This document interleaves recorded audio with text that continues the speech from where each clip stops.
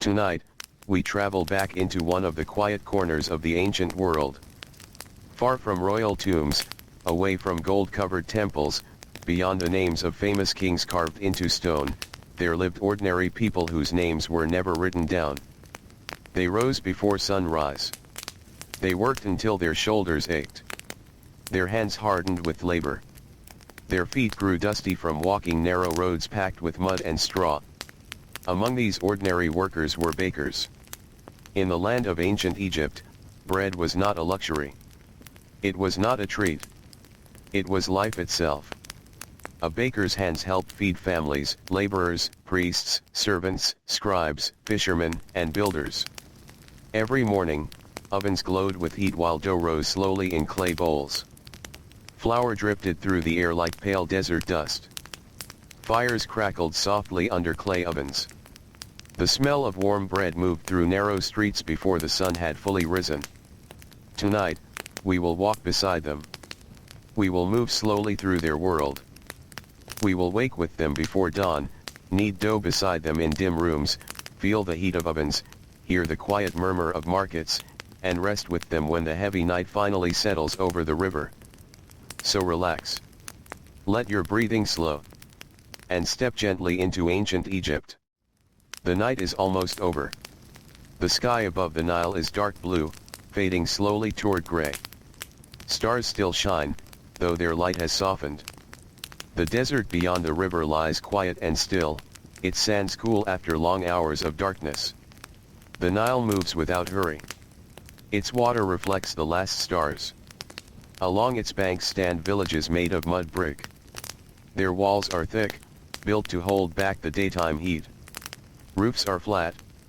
Some homes are small, only a few rooms. Others cluster tightly together, separated by narrow dusty paths where sandals scrape softly against packed earth. Inside one of these homes, a baker is already awake. He wakes before most others. No bells ring. No clocks exist. Time is felt through habit, through darkness, through the familiar movement of the stars and the gradual brightening of the eastern sky. He opens his eyes in silence. The air is cool for now. He lies on a woven reed mat. Nearby, his wife and children still sleep. Their breathing is slow and steady. In one corner, clay jars store water. Baskets hold grain. A small oil lamp has nearly burned out, leaving only a weak amber glow. He sits up slowly. His back is stiff. Yesterday's labor still lingers in his muscles. He rubs his shoulders. Then he stands. The mud floor feels cool beneath bare feet. He wraps simple linen around his waist and chest. The fabric is worn from washing and work. It carries faint traces of flour that never fully disappear. He steps outside. The village is quiet. A dog stirs in the distance. Somewhere, a donkey shifts and exhales. Palm leaves rustle softly. The baker walks toward his workspace, carrying a clay lamp. If he works for a wealthy household, a temple, or a royal storage center, his bakery may be part of a larger complex. If he works independently, the bakery may simply be a shared oven near his home. Either way, the work begins now. Always before sunrise. Because bread takes time. Grain must be prepared. Dough must be mixed. Fire must be fed. Ovens must grow hot enough to bake dozens, sometimes hundreds, of loaves. By the time ordinary workers wake, bread must already be ready. That responsibility weighs heavily. In ancient Egypt, bread begins long before the baker touches flour. It begins in the fields. Months earlier, farmers bent under the sun harvesting grain near the Nile floodplain. Their sickles sliced through stalks of emmer wheat and barley. Bundles were tied and carried. Donkeys hauled loads. Workers threshed grain by beating stalks to loosen kernels. Even after harvest, grain demanded labor. Women often helped grind it. Servants did too. Sometimes slaves. Grinding grain was exhausting. Heavy stone grinders crushed kernels into coarse flour hour after hour. Hands pushed forward and back. Knees pressed against floors. Fine dust-coated skin, hair, and lungs. Tiny particles of stone mixed into flour during grinding. Over years, this wore down teeth. Many Egyptians suffered painful tooth wear by middle age. Even the bread that sustained life slowly shaped the body. The baker knows all this. He works with the final stage of a long chain of labor. He reaches storage jars and removes grain flour prepared the previous day. He pours it into a wide bowl. Dust rises. The smell is earthy and dry. He adds water. Sometimes salt. Sometimes old fermented dough saved from earlier batches. This starter helps bread rise. Natural yeast already lives in the environment. It clings to bowls, floats in air, hides in grain dust. Without understanding microscopic life, bakers learn something through repetition. Old dough help new dough become lighter. Help loaves soften. Help bread taste better. He begins kneading. His palms press. Fold. Press again. Turn. Fold. Again and again. The dough resists at first. Sticky. Heavy. Slowly it changes. It becomes elastic. Smooth. Alive in his hands. His breathing settles into rhythm. Outside, more workers awaken. A woman passes carrying water jars balanced with practiced grace. A boy leads goats. Two laborers speak quietly while walking toward fields. The village begins to breathe. Inside the bakery, heat grows. The baker prepares the oven. Ancient Egyptian ovens varied. Some were simple clay structures shaped like large jars. Some were cone-shaped mud ovens with openings near the top. Others were larger communal ovens used for mass production. He crouches near the oven and arranges dried fuel. Wood is valuable in Egypt. Large forests are rare. Fuel often comes from reeds, straw, brush, or dried animal dung. He lights tinder. Smoke curls upward. Soon flames catch. The oven slowly warms. At first, gentle heat. Then stronger. Then intense. The cool comfort of night begins to disappear. Even before sunrise, sweat forms on his neck. His work is only beginning. As dough rests, he prepares portions.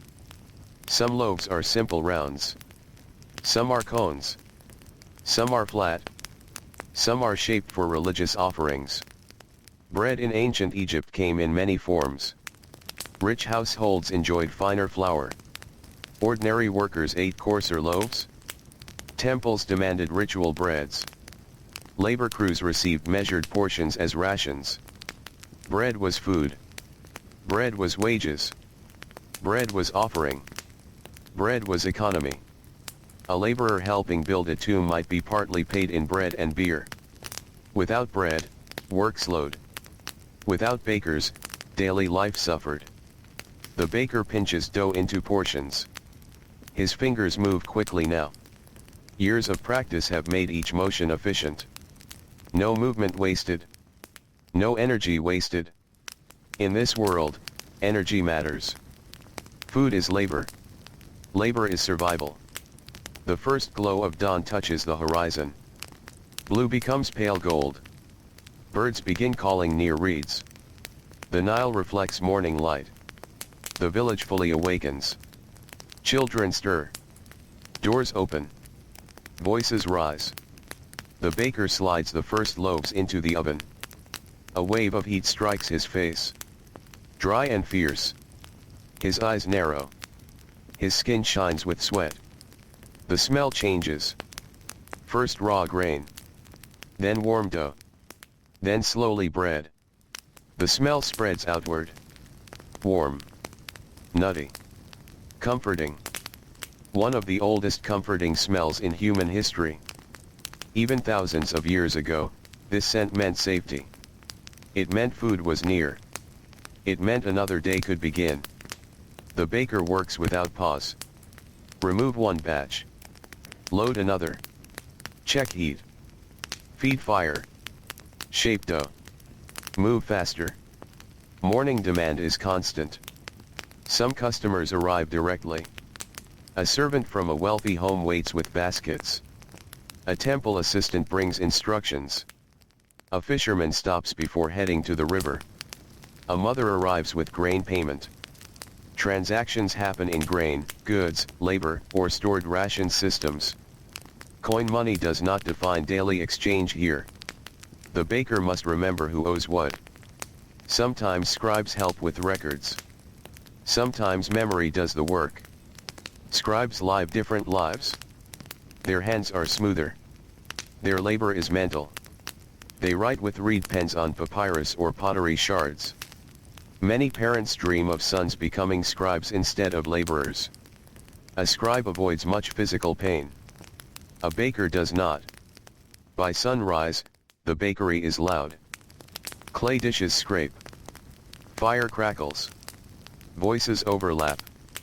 Children carry baskets. Ash drifts. The baker barely stops moving. His forearms ache. His lower back burns. Still he continues. This is daily life. Not occasional effort. Daily effort. Day after day. Year after year. The Egyptian sun rises higher. Now heat changes everything. Morning softness fades. Sunlight becomes sharp. Bright white walls reflect glare. Dust glows in air. The oven becomes brutal.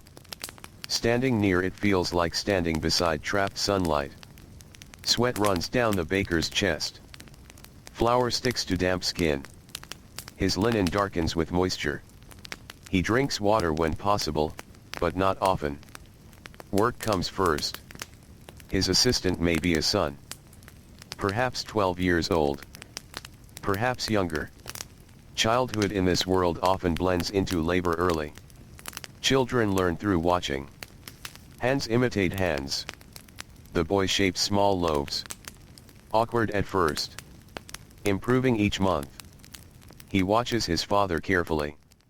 Skill passes quietly between generations. No manuals. No formal schools for bakers. Practice is the teacher.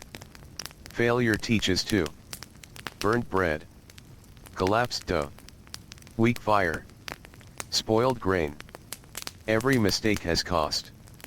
By late morning, major baking slows. The largest rush has passed. Workers eat. Builders rest briefly in shade. Farmers pause. Boatmen chew coarse bread with onions or fish. Bread appears everywhere. In homes, people eat with fingers. A loaf may serve as both food and utensil. Pieces tear away. Used to scoop stews. Used to hold beans or vegetables. Simple food. Filling food. Necessary food. The baker finally sits. Only briefly. He lowers himself onto a low stool near shade. His legs feel heavy. His feet ache. He drinks from a clay cup. Water tastes warm already. Still, relief spreads through him.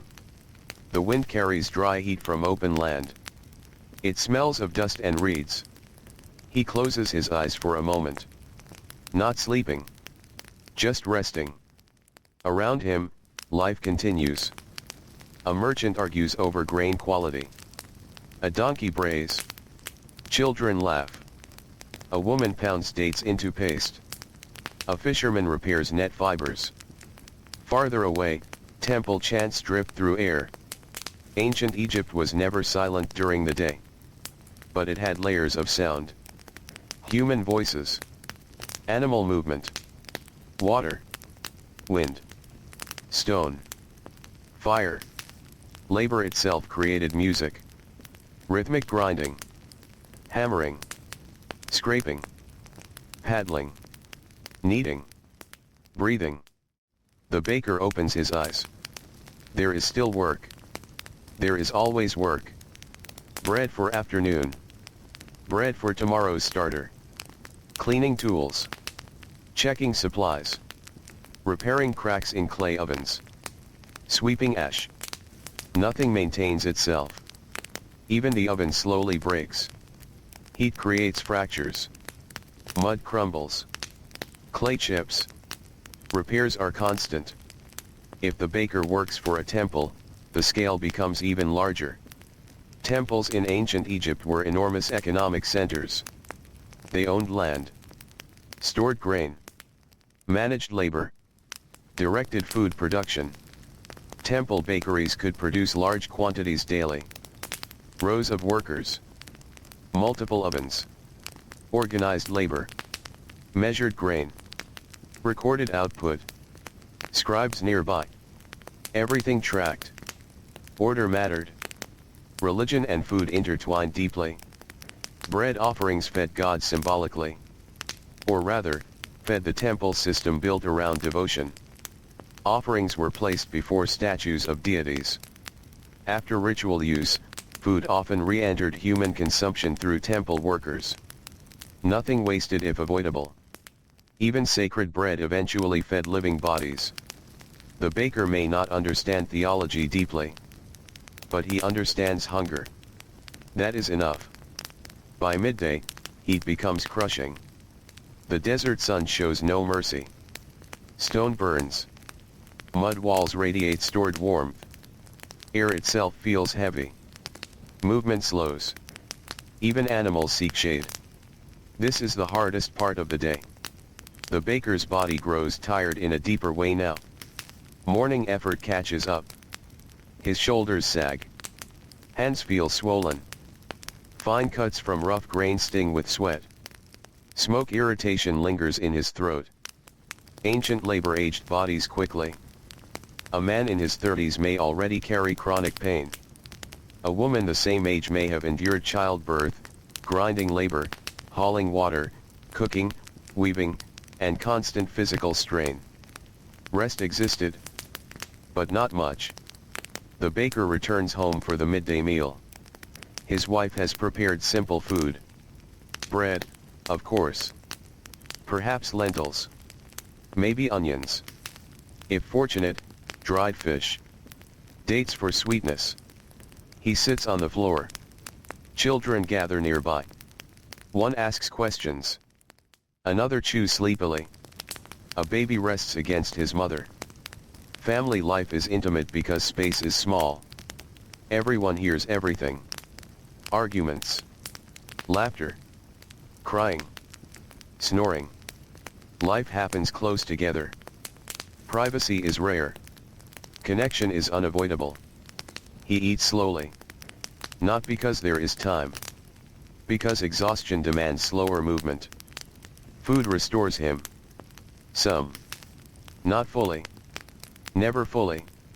After eating, many Egyptians rested briefly during peak heat. Even short stillness mattered. The baker leans against a wall. Eyes heavy. Outside, the village hum softens. For a little while, the world slows. Warm wind passes through open space. Dust drifts lazily. Somewhere near the river, reeds whisper. His breathing deepens. Sleep almost comes. But work returns. Always. Soon he rises again. The afternoon waits. And as the sun begins its long slow journey west, the baker returns once more to flour, fire, and the ancient rhythm of bread. The afternoon light falls differently across the village. Morning light is soft and hopeful, cool enough to make movement feel lighter. But afternoon light in ancient Egypt feels heavier. It presses against mud brick walls. It turns dust into glowing haze. It stretches shadows under baskets, stools, and clay jars. Even the air seems slower now, thick with heat and quiet exhaustion. The baker walks back toward his oven. His sandals scrape softly over packed earth. Each step carries the weight of many years of repetition. He does not need to think about where to go. His body already knows. The path from home to bakery has been walked so many times that it feels like part of his muscles. His hands still smell faintly of smoke. A little flour clings beneath his fingernails. His shoulders ache. The ache never fully leaves. Sometimes it softens during sleep. Sometimes it greets him the moment he wakes. Some pains become so familiar that they stop feeling like injuries and start feeling like ordinary parts of living. At the bakery, warmth still radiates from the clay oven. The fire has calmed, but heat remains trapped inside the thick walls. Clay holds warmth well. That is both useful and unforgiving. He checks stored dough. Some has risen nicely. The surface looks fuller now, slightly puffed, touched by invisible life working quietly inside. He presses a finger gently into the dough. It springs back slowly. Good. He nods to himself. No words needed. Bakers learn to trust touch. Texture tells stories. Too wet, and the dough will collapse. Too dry, and the bread hardens. Too cool, and rising slows. Too warm, and fermentation turns harsh. These judgments live in fingertips, not books. Nearby, his young helper returns carrying a basket of fuel. The boy's arms tremble slightly from the weight. He sets it down and wipes sweat from his brow. Dust sticks to damp skin. His father notices the fatigue but says little. In this world, work teaches endurance. Affection exists, but it is often quiet. A hand on the shoulder. A shared drink of water. An extra portion of bread. Love rarely arrives as long speeches. It arrives in labor shared together. The baker begins shaping more loaves. His palms move in practiced circles. Roll. Flatten. Fold. Turn. Press. The motions are almost meditative. Steady. Rhythmic. Calm. There is a strange peace inside repetition. The body works while the mind drifts. Thoughts come and go like river currents. Perhaps he thinks of grain stores. Perhaps he worries about the next flood season. Perhaps he wonders whether his daughter will marry into a kind household. Or perhaps he thinks of nothing at all. Sometimes exhaustion leaves no room for complex thought. Only movement remains. Outside, village life shifts into afternoon routines. Farmers return from fields carrying tools across shoulders. The day's hardest labor is ending. Fishermen bring catches from the river. Nets glisten with droplets before drying under heat. Children chase each other between narrow paths. A woman kneels beside a grinding stone, pushing grain into flour with long practiced strokes. Forward. Back. Forward. Back. Hour after hour. Grinding grain is among the most exhausting household tasks. The baker knows this well. Without grinders, there is no flour. Without flour, no dough. Without dough, no bread. Every loaf contains hidden labor from many hands. Ancient life is deeply connected this way. No worker stands alone. The baker places fresh loaves into the oven. Heat rushes outward again. The blast hits his face. His skin tightens. Sweat instantly forms. He turns away briefly, blinking. The oven breathes like a living thing. Hungry for fuel. Hungry for labor. Hungry for attention. Ignore it too long, and bread burns. Mistime a batch, and precious grain is wasted. Wasted food is painful. Harvest depends on the Nile. The Nile decides much of Egyptian life. Each year its flood brings fertile silt to fields. Too little flooding brings poor harvests. Too much can damage settlements and storage. Ordinary people live under this rhythm. Kings may claim power. Priests may speak of divine order. But farmers and bakers understand a simpler truth. If the river fails, everyone suffers. The baker glances west. Far beyond village rooftops, sunlight shimmers across the Nile. The river moves quietly, almost indifferent to human worries. Reeds sway. Birds skim low over water. Boats drift with cargo and passengers. Merchants transport jars, grain sacks, cloth, Pottery.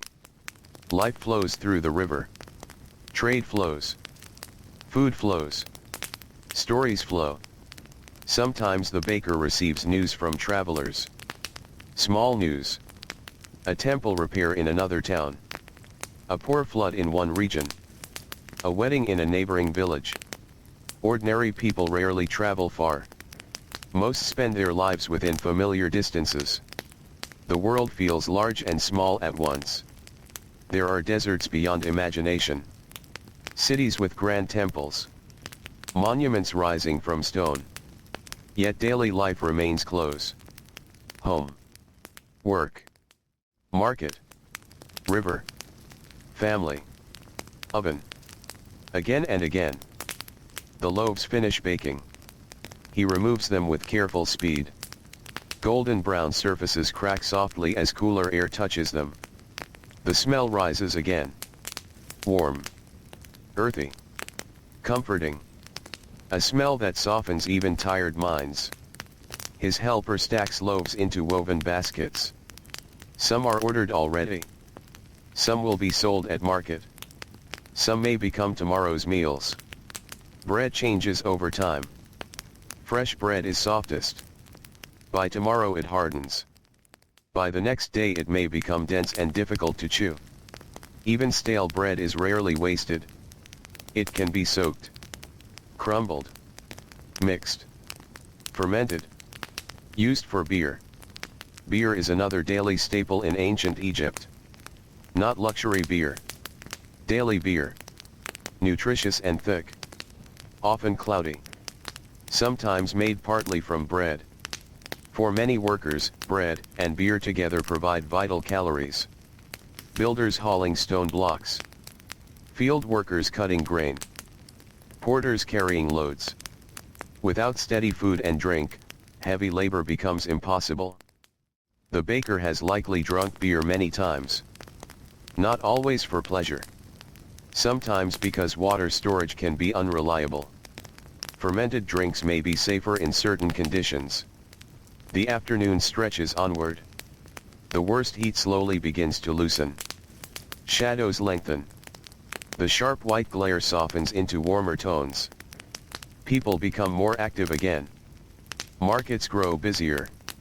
Voices rise. Bargaining begins. The baker carries baskets toward a nearby market area. Not every baker sells directly, but many do. The market is alive with movement. Goats tug at ropes. Donkeys stand patiently under loads. Merchants arrange pottery, vegetables, fish, woven mats, oils, herbs. Voices overlap in steady waves. Nothing feels rushed in the modern sense. But everything feels necessary. Every exchange matters. Food is survival. Materials are survival. Labor is survival. A woman approaches with a small sack of grain. She examines the bread carefully. She presses one loaf. Feels its firmness. Nods. Exchange made. No written receipt. No stamped seal. Only mutual recognition. Memory matters. Reputation matters even more. A baker known for poor bread will lose trust. Trust feeds business. Trust feeds families. A temple servant arrives next. Then a fisherman. Then an older laborer whose hands are rough and scarred. The baker recognizes him. A stone worker. The man's forearms are thick from years of lifting and hammering. Fine white dust from limestone still coats parts of his skin. The baker hands him bread. Few words are exchanged. None are needed.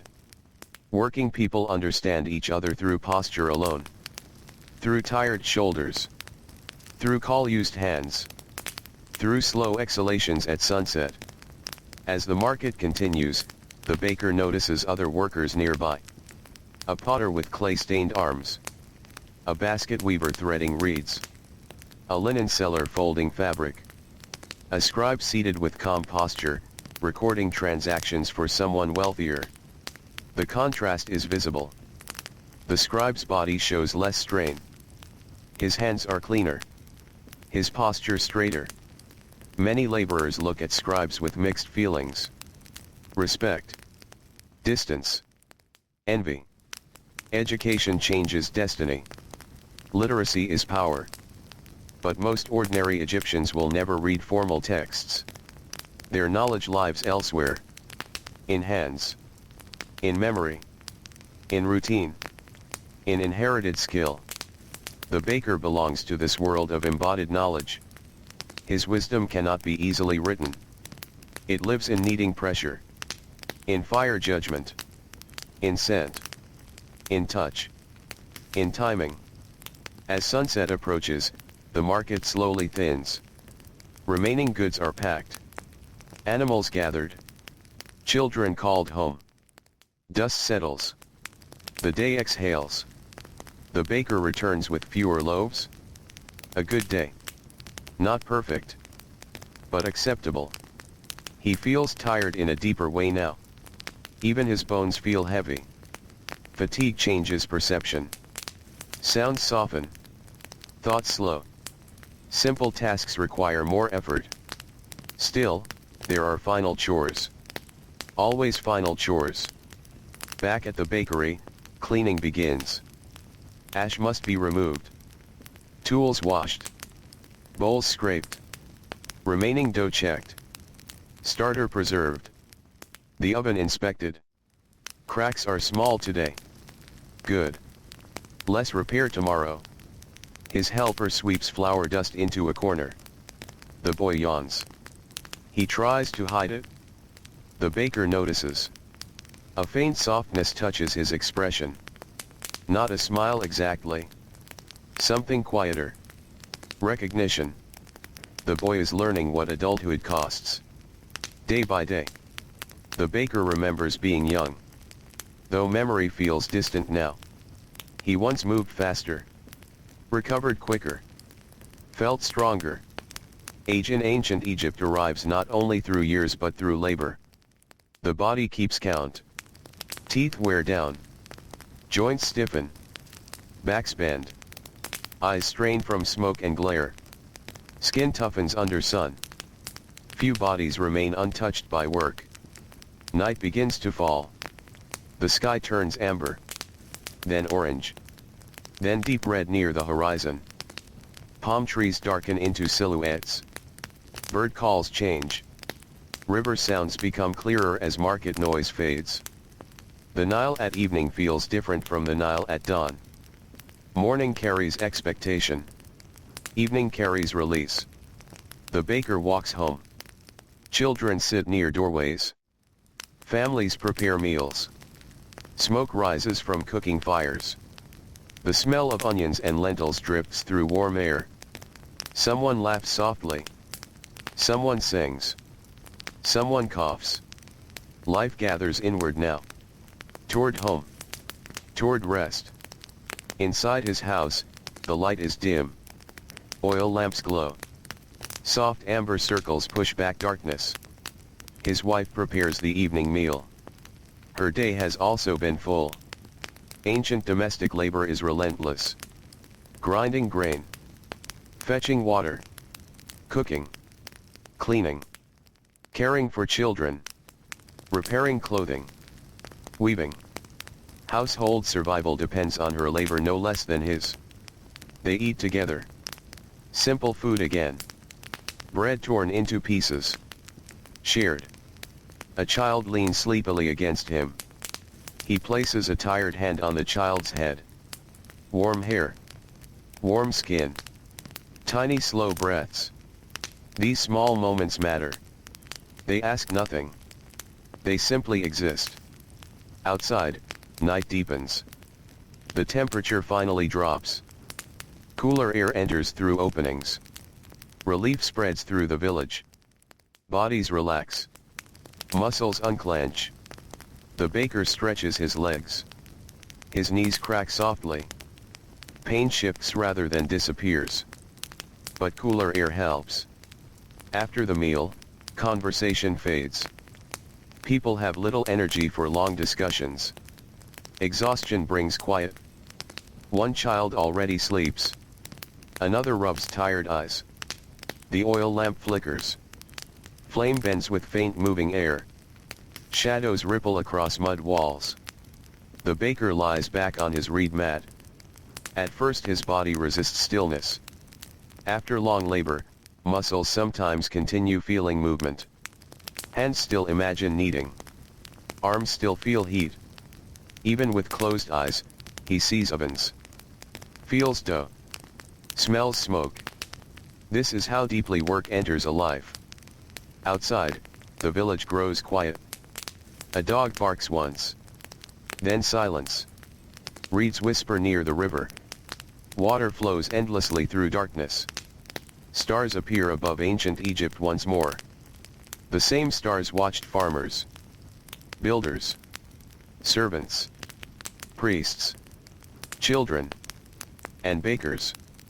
Tomorrow will begin before dawn again. The oven will need fire. Dough will need hands. Families will need bread. And somewhere in the deep quiet between waking and sleep, as the night settles over mud brick homes and the Nile continues its endless gentle movement, the baker drifts toward rest, carrying the weight of labor into dreams. The night passes slowly over ancient Egypt. Moonlight rests gently on the Nile, turning its surface into moving silver. The river flows without effort, carrying cool darkness between banks lined with reeds and date palms. Far from the water, the desert lies silent, vast, and still, holding the night's cool air close to the sand. Inside the baker's home, sleep settles heavily over tired bodies. The oil lamp has burned out. Darkness fills the room. Children lie curled on woven mats. Soft breathing rises and falls in uneven rhythm. Somewhere nearby, a child turns in sleep and murmurs faintly before becoming still again. The baker sleeps deeply at first. Exhaustion has weight. It pulls the body downward, into a sleep so heavy that dreams blur with memory. But deep sleep does not last all night. Ancient homes are not sealed from sound. Night carries small interruptions. A donkey shifts outside. A dog scratches against earth. Wind brushes across the roof. Sometimes insects hum near sleeping bodies. Sometimes mosquitoes drift in from damp areas near the river. The baker stirs once. Turns. Then settles again. His body is never fully free from yesterday's labor. Even in sleep, stiffness remains. His shoulders ache beneath rest. His hands, rough and thickened by years of kneading and carrying, remain half-curled even while sleeping, as if still holding dough. Hours pass. The stars slowly change position. Night begins to loosen. At first there is no visible light. Only a subtle change. A thinning of darkness. The baker opens his eyes. No alarm wakes him. Habit does. Years of repetition have trained his body better than any clock. For a moment he lies still. His mind is quiet. Then awareness returns. Work. Fire. Dough. Another day. He exhales slowly and sits up. His joints protest.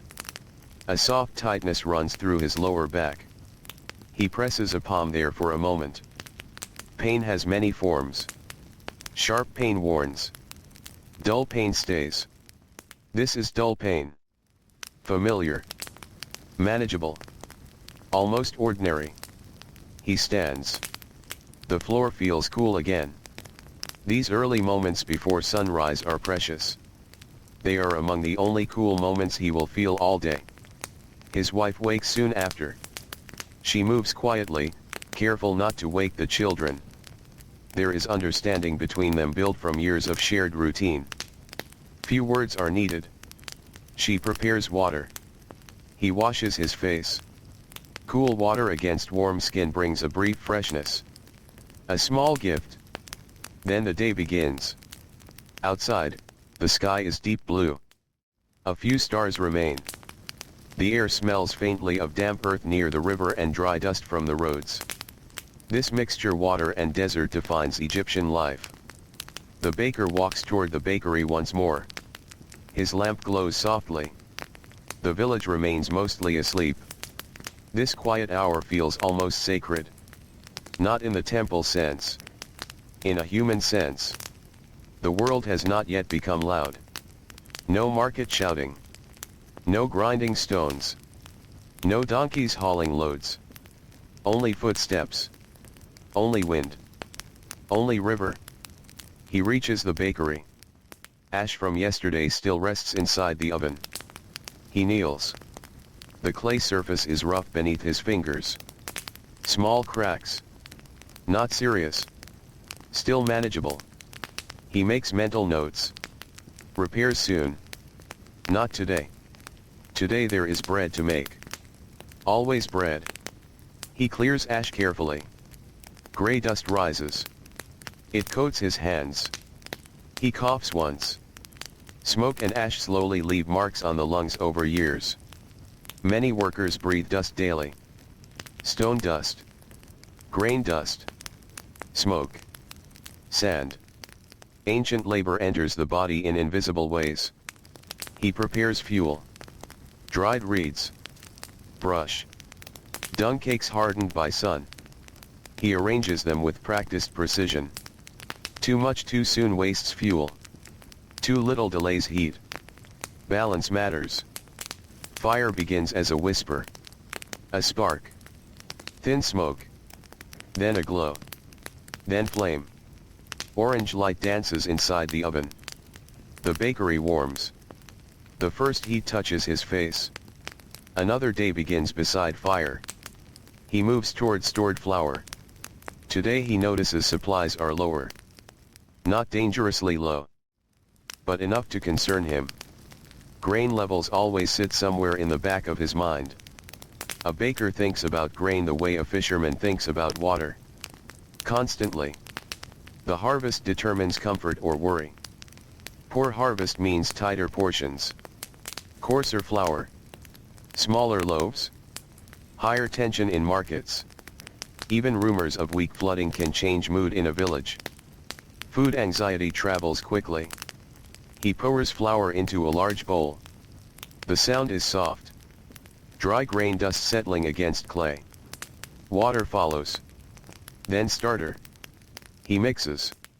His arms begin their familiar labor. Push. Fold. Turn. Press. Push. Fold. Turn. Again.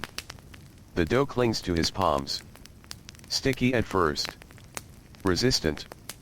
Slowly changing. The transformation never stops feeling slightly mysterious.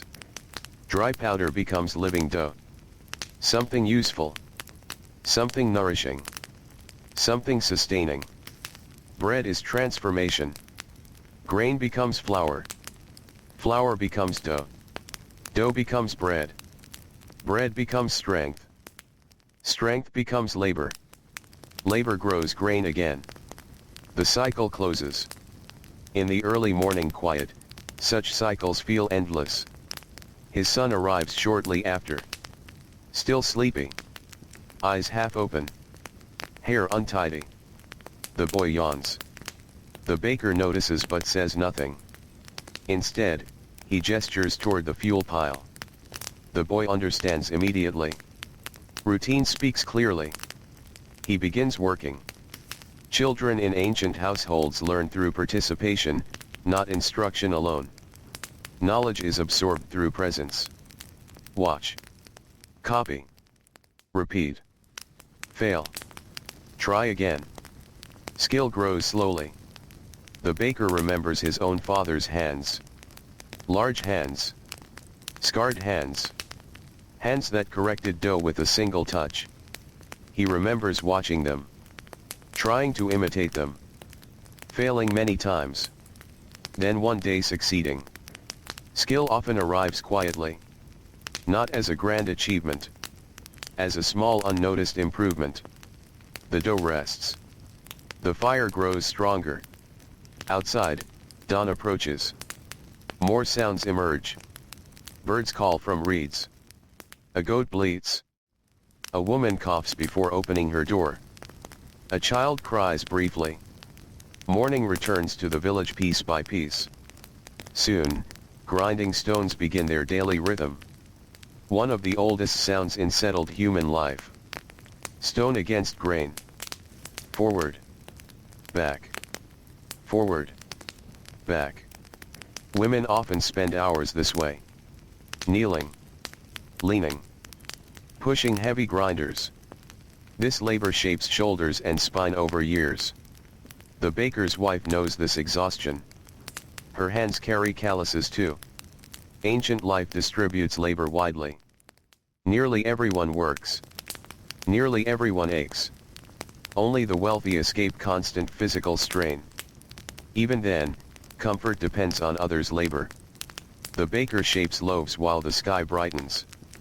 This morning he makes varied sizes. Small household loaves? Larger ration loaves? Dense coarse rounds for workers needing long-lasting food. Each type has purpose. Each customer has needs. Bread is rarely decorative for ordinary people. It must fill stomachs. It must travel. It must survive storage. It must justify labor. The oven is ready. Heat radiates intensely now. His helper hands over shaped dough. One by one, loaves enter the oven. Soon the familiar scent returns. Warm grain. Rising steam. Roasting crust. Bread. The smell escapes into morning air. It reaches homes before sunlight fully does. Children recognize it. Dogs recognize it. Hungry workers recognize it. Smell travels faster than footsteps. And with smell comes anticipation. Soon customers arrive. The first is an elderly woman. Her steps are careful. Slow. She carries a small basket. Her skin bears the marks of long years under sun. Fine lines cross her face. Her posture bends slightly forward. Age in ancient Egypt is both respected and difficult. Reaching old age is an achievement. But aging bodies in labor-heavy societies carry visible cost. The baker greets her quietly. She exchanges grain. Receives bread. Nods with gratitude. No long conversation. Only familiarity. She has likely bought bread here for years. Perhaps decades. Routine builds community. The next customers come faster. A servant from a wealthier home. Two laborers heading toward construction.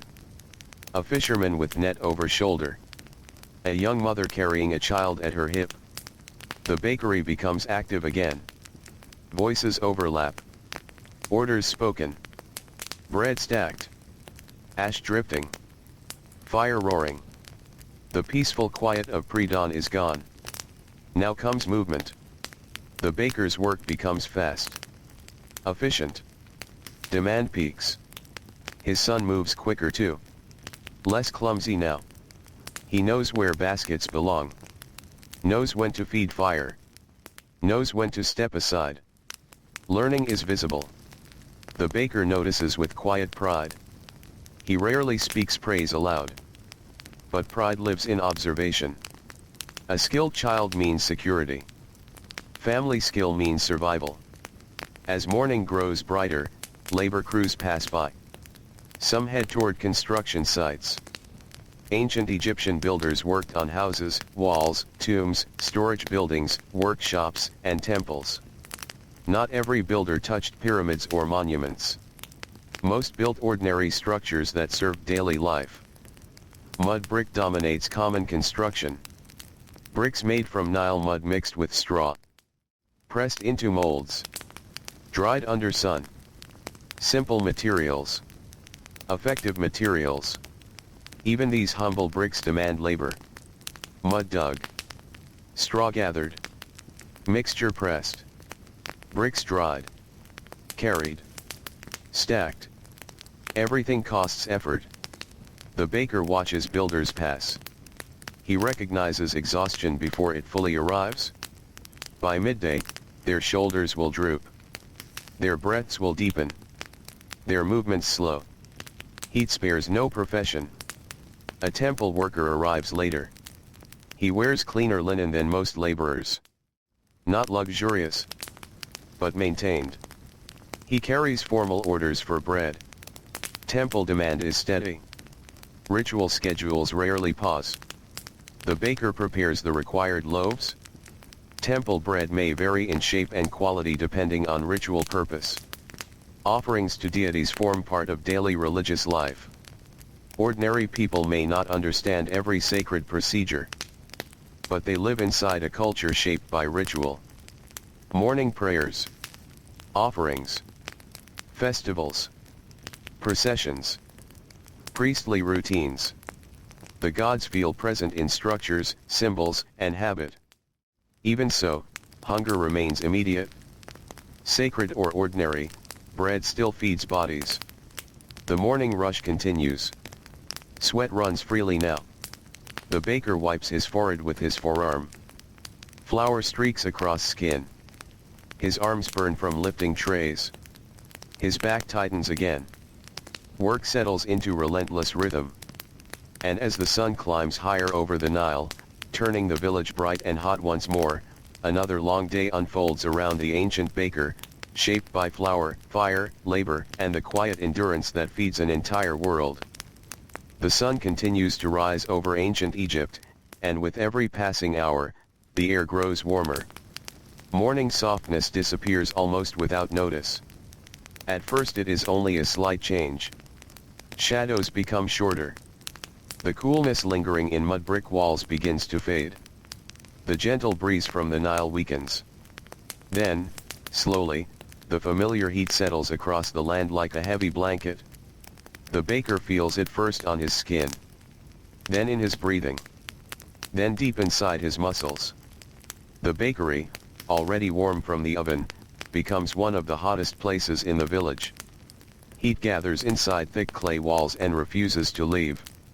The oven glows with stored fire, radiating constant waves of dry warmth. Standing close to it feels exhausting. Even the air near the opening shimmers. The baker leans forward to check a batch of loaves. A sharp wave of heat rushes toward his face. He narrows his eyes and turns slightly to protect them. Sweat runs from his brow, down the side of his face, and disappears into his linen clothing. His tunic is damp now. Flour clings to the sweat, forming pale streaks along his arms and chest. His son feeds more fuel into the oven. Small flames leap. Crackling sounds fill the room. Ash floats upward, drifting through beams of sunlight that enter through narrow openings in the wall. Dust, smoke, flour, and light mix together in quiet layers. The bakery smells of grain and fire. Warm dough. Dry clay. Burning reeds. Human sweat. These scents are ordinary here. So ordinary that the baker barely notices them anymore. Yet they surround nearly every hour of his working life. By late morning, many of the first customers have already gone. Laborers carry bread toward construction sites and fields. Servants return to wealthy homes. Children sent by parents hurry back through narrow streets with baskets balanced carefully in both hands. The loud rush softens. But work does not stop. There is always another task waiting. The baker checks the remaining flour. He kneels beside large clay storage jars. His hands move through grain and flour with care. He estimates supply by sight and touch. Years of experience make this instinctive. He can judge weight, texture, and quantity without measuring tools. His mind constantly calculates. How much flour remains? How much dough can be made? How many loaves tomorrow may require? How long until more grain arrives? Small shortages become serious quickly. A few poor days can create stress for entire households. The baker understands risk. That is why waste troubles him deeply. He notices a cracked loaf. The surface split too deeply while baking. Not ruined. Still edible. But imperfect. He sets it aside. Perhaps his family will eat it tonight. Nothing useful should be discarded. Food carries too much labor. Every loaf contains field work, harvest, transport, grinding, kneading, fuel, fire, and time. Waste dishonors effort. Outside, village life continues beneath the growing heat. A pair of fishermen return from shallow canals near the Nile. Their nets hang wet and heavy. Water drips steadily onto the dusty ground. Small fish glisten silver in woven baskets. Their bodies smell strongly of river water and mud. Fishing is another life of repetition. Wake before dawn. Cast nets. Wait. Pull. Repair. Repeat. Hands harden from rope. Skin darkens beneath sun. Shoulders strengthen from constant pulling. The baker watches them pass. He knows one of them. Not closely, but enough to nod. In ancient villages, familiarity often lives between friendship and stranger. People know faces. No routines. No occupations. Even without deep conversation, they understand one another's burdens. A fisherman understands hunger. A baker understands labor. That shared understanding creates quiet respect. Farther down the road, a scribe sits in shade. He writes on a broken pottery shard. His reed pen moves carefully. Quick strokes. Measured symbols. His posture remains upright despite heat. The baker glances at him briefly. Scribes occupy a different world. Not entirely separate, but different enough to notice. Their labor tires eyes and minds more than backs and shoulders. Their tools are light. Their work preserves memory.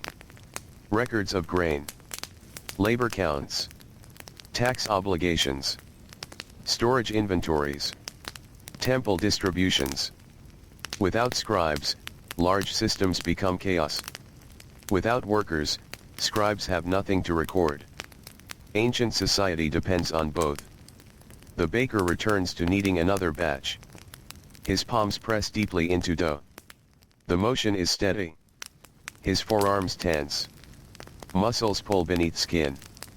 This kind of labor creates strength, but also wear. Repeated movements carve patterns into the body. After years, joints remember every motion. The baker's wrists ache when mornings are cool. His shoulders stiffen after long work. Sometimes his fingers feel swollen. Sometimes they cramp. Still he works. Pain rarely grants permission to stop. Stopping means lost bread. Lost bread means lost food. Lost food means hardship. Simple equations govern ordinary lives. As noon approaches, the village begins to slow. This is the hour when heat becomes hardest. The sun now stands high. Bright. White. Merciless. Shadows shrink into narrow dark patches beneath walls and baskets. The earth itself radiates warmth upward. Breathing feels heavier. Movement becomes deliberate. Animals seek shade. Dogs lie still. Goats cluster near walls. Even birds become quieter. The baker feels fatigue settle deeper into his bones. Morning energy is gone. His body now runs on discipline. He removes another batch from the oven. The smell remains comforting. But even comfort becomes routine. Bread no longer feels magical to him. It feels necessary. Essential. Expected. Yet sometimes, in rare moments, he notices a fresh loaf cooling in morning light and remembers something simple. Bread feeds children. Bread comforts the sick. Bread eases hunger. Bread allows workers to endure. In quiet moments, he understands the weight of his craft. Not as prestige. Not as status. As usefulness. Usefulness carries dignity. He wipes sweat from his neck. His son looks tired now. The boy's movements have slowed. His shoulders droop slightly. The baker notices. He hands him water. No speech. Only gesture. The boy drinks eagerly. Water drips from his chin. He wipes it with the back of his hand. Ancient Egypt depends completely on water. The Nile provides life. Yet daily access still requires labor. Water must be carried, stored, protected from contamination. Clay jars keep it cooler than open bowls. Still, by midday, water often turns warm. Even warm water feels precious. The baker drinks next. The clay cup feels rough against his lips. The water is no longer cool. Still, relief spreads through his throat. Brief relief. Temporary relief. Enough. At last, the busiest work slows. Midday rest approaches. The baker steps outside. Sunlight hits him fully.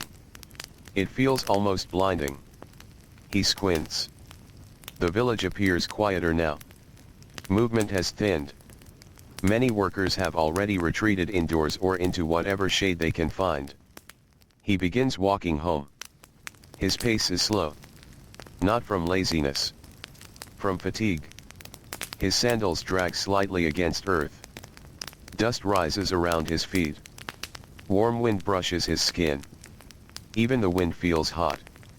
Along the path, he passes mud brick homes with flat roofs. Some families dry goods on rooftops. Some store baskets there. Some sleep there during hotter nights when indoor air feels too still. Homes remain modest. Mud walls. Simple storage jars. Woven mats. Low stools. Clay lamps. Ordinary households own few possessions compared to wealthy elites. Yet simplicity does not mean emptiness. Objects are useful. Chosen by necessity. Every item serves purpose. At home, the smell of food greets him. His wife has prepared the midday meal. Simple as always. Bread. Lentils. Perhaps crushed beans. Sliced onions. A little oil if available. Maybe dried fish on fortunate days. Meals are filling rather than varied. The baker sits. His knees bend with visible stiffness. His wife notices. She says little. She already knows. Years of marriage teach observation. She sees tired shoulders. Slow movements. Heavy exhalations. She understands fatigue because she carries her own. Her hands show it. Call used fingers. Dry skin. Strong wrists from grinding grain and hauling water. Domestic labor leaves marks just as clearly as bakery work. Their youngest child sits nearby. Small hands tear soft bread into clumsy pieces. Crumbs fall onto the floor. The child chews slowly. Sleepy from heat. Watching this, the baker feels a quiet softness. Children do not yet understand labor. They understand hunger. Comfort. Warmth. Arms that carry them. That innocence feels brief. Soon enough, they too will work.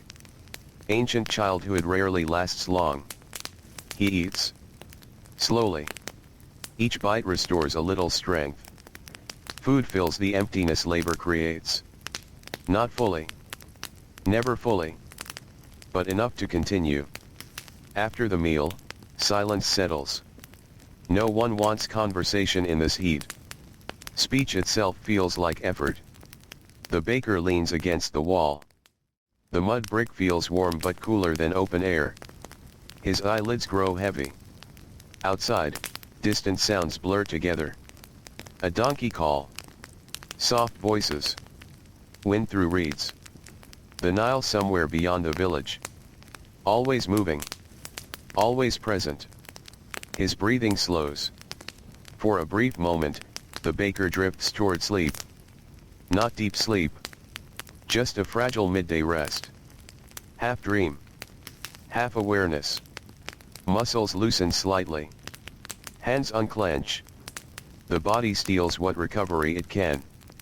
Because when the sun begins its slow descent westward, he will rise again. The oven will still wait. The dough will still need shaping. And another long stretch of labor will carry him toward evening beside the endless quiet river. The baker does not sleep for long. Midday rest in ancient Egypt is often brief, fragile and easily broken. Heat presses against the walls, making even rest feel heavy. Sleep comes like a shallow tide, touching the edge of the mind without fully carrying it away. He opens his eyes. For a moment, he does not move. His body feels heavier after resting. This happens often. Short sleep softens the sharp edge of exhaustion, but it also reminds tired muscles how much they hurt. His shoulders feel tight. His knees ache when he bends them. His hands are stiff. He slowly flexes his fingers. The joints crack softly.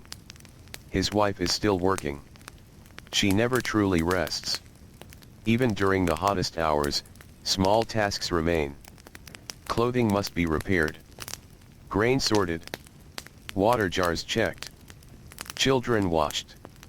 Clay dishes cleaned. Ancient households run on endless invisible labor. Much of it happens quietly. Much of it is never praised. Yet without it, daily life would collapse. The baker sits up. Warm air fills the room. The light entering through the doorway has changed. No longer bright white. Now softer. More golden. The sun has begun its slow descent. The worst heat is passing. Not gone. But easing. That small change matters. It gives the body permission to move again. He rises. His youngest child sleeps nearby, one arm stretched across the mat, small chest rising and falling in slow rhythm. The baker pauses. He watches for a moment. Children sleep with complete surrender. No worry about grain stores. No thoughts about tomorrow's bread. No awareness of taxes, harvests, drought, or labor. Only sleep. Simple and complete. Then he turns and steps outside. The village is waking from its midday quiet. Doors open again. Voices return. Movement slowly resumes. A woman carries water jars balanced with careful posture. A young boy chases a stray goat through dust. Two older men sit beneath shade, speaking in low voices. Some workers who labored since dawn are returning to finish afternoon tasks. Others are just beginning evening preparations. The baker walks back toward the bakery. The road feels familiar in a deep way. He could walk it in darkness. His feet know every uneven patch of earth. Every worn stone. Every narrow turn between walls. Routine shapes not only memory but movement itself. At the bakery, warmth still radiates from the oven walls. Even hours after active fire, clay holds heat. He places a hand near the surface. Still hot. Good. Less fuel needed now. That saves resources. Fuel must always be managed carefully. In Egypt, wood is precious. Trees suitable for large-scale burning are not abundant in most areas. Fuel comes from whatever can be gathered and dried. Reeds. Brush. Palm waste. Animal dung. Even baking bread depends on careful fuel economy. Nothing is casual. Nothing is limitless. He checks the dough prepared earlier. The surface has changed. It looks fuller. Air pockets have formed inside. Fermentation has done its slow work. He presses gently. The dough yields under his fingers. Ready. His son arrives soon after. Less sleepy now. Still tired, but steadier. The boy says little. Neither does the baker. Words are sparse during work. Not from coldness. From focus. Many working families communicate through rhythm and gesture. A glance. A nod. A hand motion. Enough. They begin again. The baker divides dough into portions. His blade cuts through soft mass. Each piece is weighed by instinct. Not exact in modern terms. But close enough. Experience teaches consistency. The son rolls smaller loaves. His movements are better now. Still imperfect. One loaf too flat. Another slightly uneven. The baker adjusts one with practiced fingers. He says only a few words. Short. Practical. The boy watches carefully. Correction matters. Skill grows through tiny adjustments. One hand position. One pressure change. One timing difference. Mastery is built from details too small for outsiders to notice. Outside, afternoon light turns warm and amber. Dust glows in golden beams. The village feels calmer now. Not sleepy. Just slower. Evening carries a different energy from morning. Morning demands urgency. Evening allows breath. The baker places fresh loaves into the oven. The familiar rush of heat returns. He braces himself. Even after years, intense oven heat shocks the body. Dry fire breath touches skin. His forearms redden. Sweat forms instantly. He leans back. Waits. Adjusts fuel. Watches carefully. Patience matters. Bread cannot be rushed. Too much heat burns crust before the inside cooks. Too little heat hardens dough. The right heat feels almost sensed rather than measured. He knows it. Not through numbers. Through instinct. A nearby merchant stops to speak. He carries linen bundles tied with rope. His face is lined from years outdoors. He asks about grain prices in another village. The baker listens. Grain prices matter to everyone. Poor flooding upstream can raise anxiety downstream. Rumors travel through merchants faster than through officials. Markets often know trouble before temples announce it. The merchant speaks of uncertain harvest in a northern district. Nothing disastrous. Just concern. The baker nods slowly. He stores this information quietly. Ordinary workers become skilled at reading subtle signs. Price shifts. Supply changes. Merchant rumors. Temple storage activity. These signals shape daily decisions. Should grain be conserved? Should extra flour be stored? Should spending become cautious? For ordinary families, planning ahead means survival. The merchant leaves. The baker returns to work. The loaves begin to brown. The smell spreads again into evening air. Fresh bread. Warm and grounding. It reaches nearby homes. A child passes and slows, drawn by the scent. Hunger responds quickly to bread. It always has. The baker removes finished loaves. Their crusts crack softly as cooler air touches them. Tiny sounds. Dry delicate pops. His son stacks them into baskets. Soon customers arrive. Evening customers differ from morning ones. Morning buyers need food for labor. Evening buyers prepare for home. Families. Late workers. Travelers. An older woman arrives carrying onions and a small jar of oil for trade. A fisherman comes with river smell clinging to his clothes. A laborer with dust-covered skin buys coarse bread for tomorrow. The baker sees exhaustion in all of them. Different jobs. Same fatigue. Their bodies tell stories. Bent shoulders. Slow steps. Heavy hands. Sunburned skin. Ancient Egypt is often remembered through monuments. Stone. Gold. Royal tombs.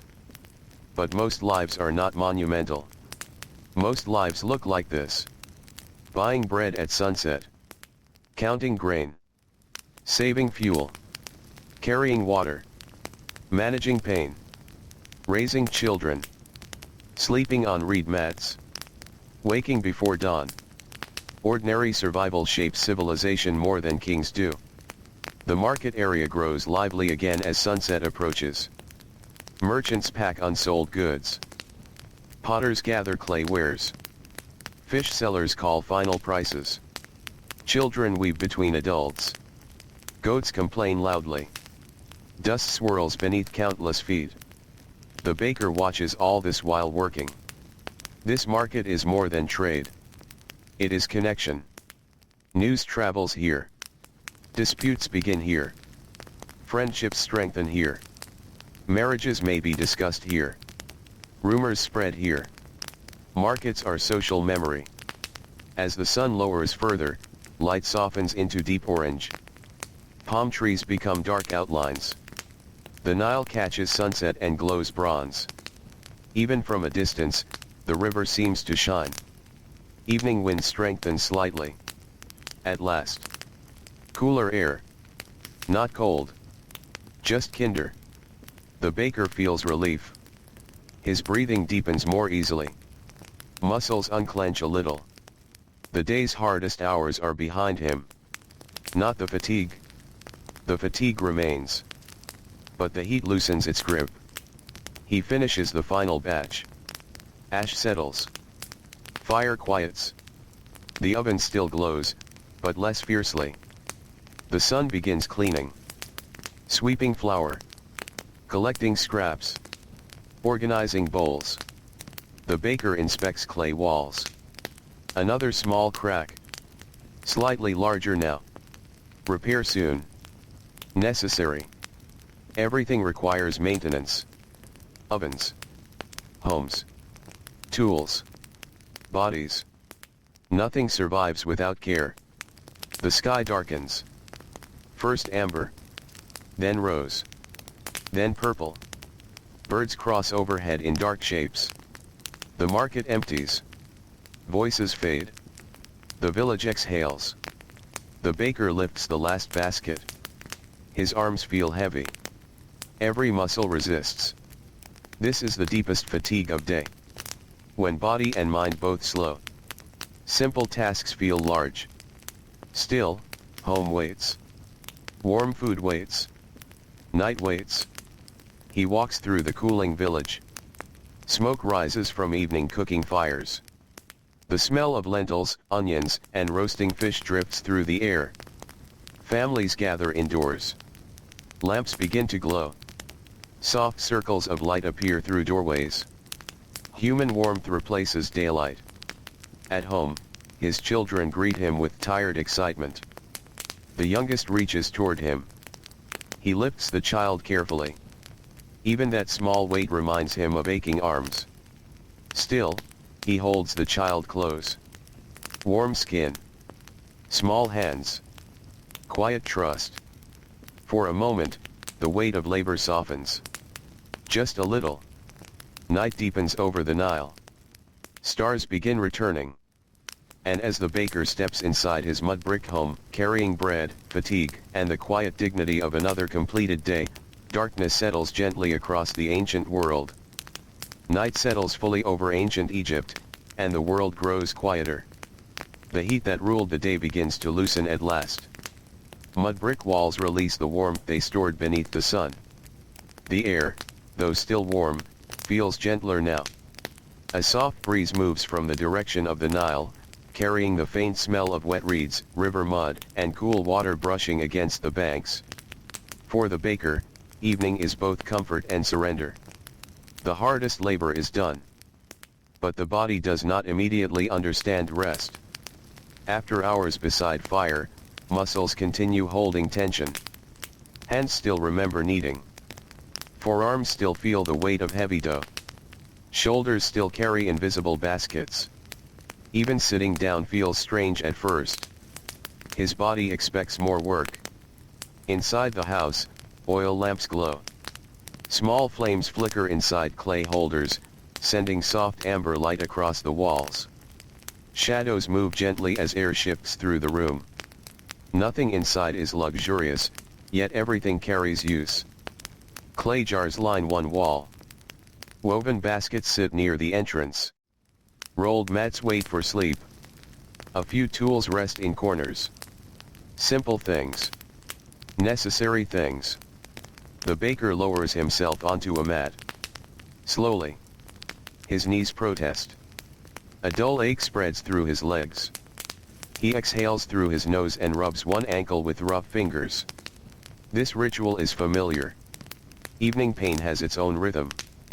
Morning pain feels stiff. Midday pain feels sharp. Night pain feels heavy. His wife serves the evening meal. Again there is bread. There is almost always bread. Tonight there are lentils cooked until soft, onions, and a little oil. There is also a small portion of dried fish saved from trade with a fisherman earlier that day. The smell fills the room. Simple food. Good food. Food earned through labor. The family gathers close. Space is limited, so closeness is unavoidable.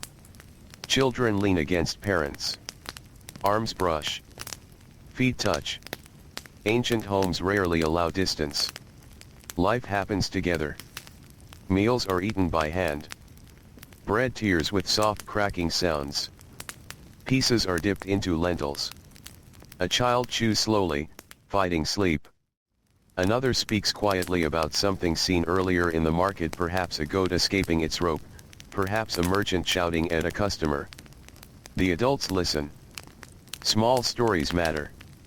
Ordinary stories fill ordinary lives. The baker does not speak much. Exhaustion reduces words. Still, he listens. Listening takes less strength.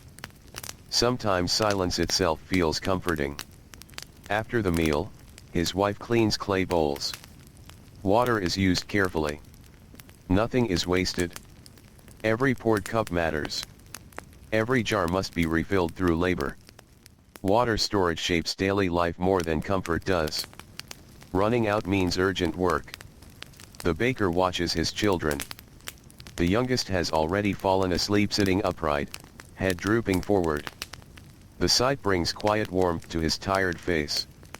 He reaches forward and gently lowers the child onto a mat. Small body. Lightweight. Slow breathing. Children sleep deeply when tired. Complete surrender. No thought for tomorrow. No awareness of labor waiting at dawn. Only rest. The baker envies that kind of sleep sometimes. Adult sleep is different. It carries memory, worry, planning, pain. Even while resting, tomorrow waits nearby. Outside, the village continues settling. Cooking fires burn lower.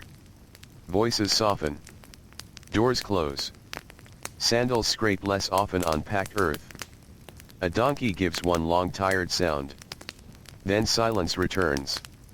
From somewhere beyond the houses comes the steady whisper of the Nile. Water never stops. Day or night. Flood season or dry season. The river continues. Many Egyptians feel time through the Nile. Flood. Growth. Harvest. Storage. Repeat. Human life feels small beside that rhythm. The baker steps outside briefly. Night air touches sweat-dried skin. Relief. He lifts his gaze upward. The stars are bright. Brighter than most modern people ever see. No city lights soften the sky. Darkness allows stars to dominate. Thousands of points of light scatter across the heavens. Constellations known to priests, navigators, and farmers shine overhead. The baker may not know formal astronomical calculations. But he knows the sky through habit. He knows where certain stars rise. Knows how darkness changes before dawn. Knows seasonal shifts. Ordinary workers read the natural world constantly. Not through written charts. Through lived experience. He breathes deeply. The air feels cooler now. A welcome softness. His skin no longer burns from oven heat. For a few moments, there is peace. Not perfect peace. Pain remains. Responsibilities remain. But still peace. He thinks about grain. He often thinks about grain at night. How much remains? How much must be acquired? How tomorrow's baking will go? Whether merchant rumors about weak harvests are true. Whether prices may rise. A baker's mind is never far from supply. Behind every loaf lies uncertainty. One poor flood season can reshape thousands of ordinary lives. The Nile gives generously. But not identically every year. This uncertainty shapes behavior. Families store when possible. Temples monitor grain carefully. Officials record harvests. Everyone watches the river. The baker returns inside. The lamp burns lower now. Oil must also be conserved. Light costs resources. Darkness is accepted sooner than in modern life. Most people sleep not long after night deepens. Their schedules follow sun and labor. The baker's wife finishes the last tasks. At last, she sits. Only now. Her day has been nearly as long as his. Before dawn she woke. She prepared food. Managed children. Handled grain. Fetched water. Maintained household order. Domestic labor rarely receives public recognition. Yet it sustains every working household. Without her labor, the baker's work becomes much harder. Ancient survival is cooperative. No household survives on one person's effort alone. The lamp flickers. Flame bends. Straightens. Bends again. The children sleep. The room grows quiet. The baker lies down on his reed mat. The woven surface presses gently against his back. At first, discomfort. Then gradual acceptance. His body begins cataloging pain. Shoulders. Wrists. Lower back. Knees. Feet. Each area speaks softly. Not injury. Accumulation. Years layered inside muscles and joints. He stretches one leg. A cramp threatens. Then passes. He exhales. His breathing slows. This is the hour when thoughts often wander. In darkness, memory becomes stronger. He remembers his father. The old bakery. The smell of flour in childhood. Watching large hands shape dough. Feeling too small to lift heavy bowls. He remembers mistakes. Burnt loaves. Dropped baskets. His father's corrections. Firm but practical.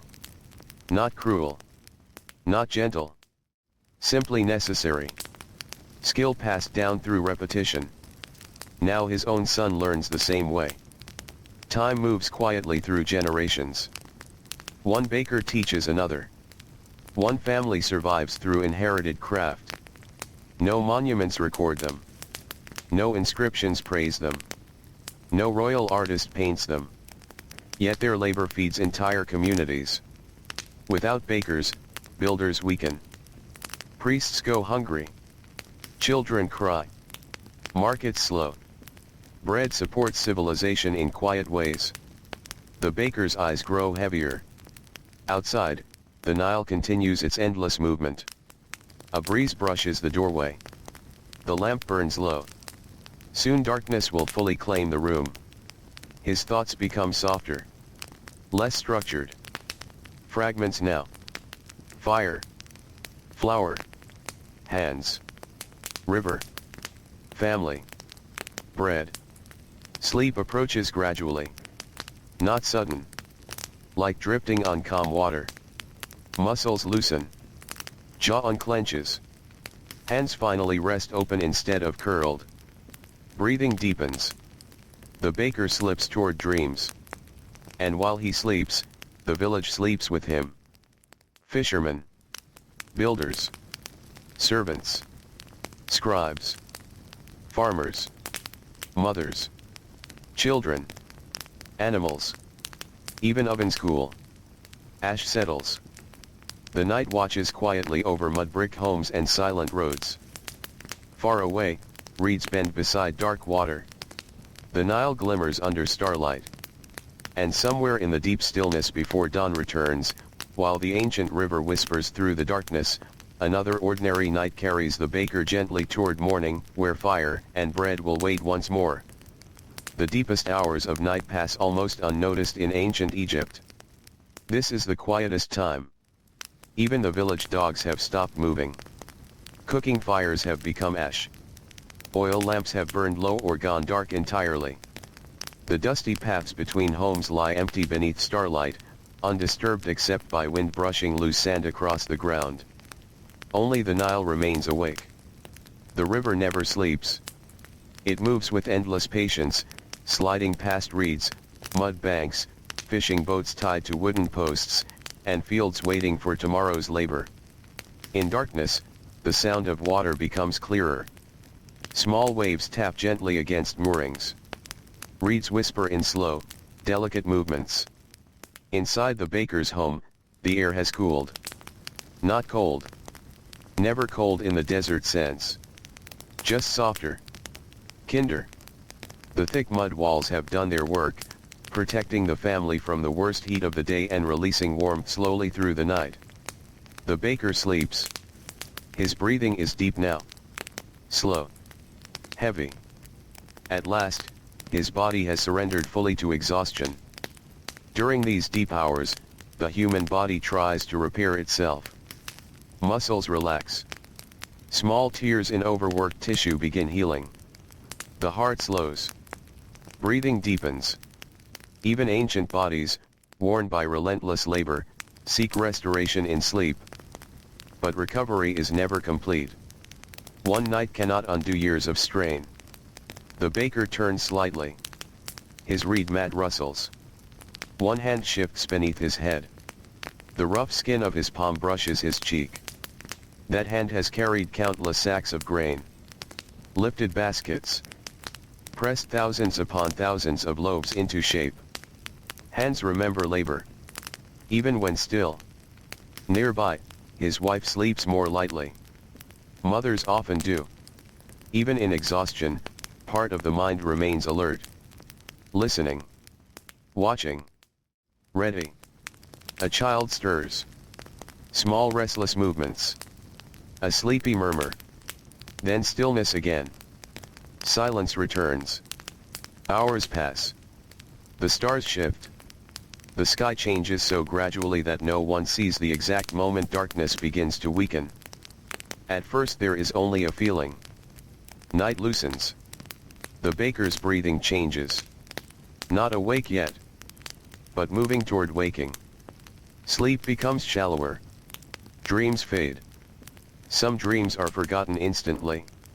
Others leave faint emotional traces without clear images. Perhaps he dreamed of bread collapsing in the oven. Perhaps of childhood. Perhaps of walking along the river. Or perhaps of nothing he will remember. Most dreams disappear with dawn. A distant sound reaches the village. A bird. Early. Soft. Then silence. Another bird answers later. Morning always begins this way. Piece by piece. Sound by sound. The baker opens his eyes. Dark blue fills the room. No sunlight yet. Only the suggestion of morning.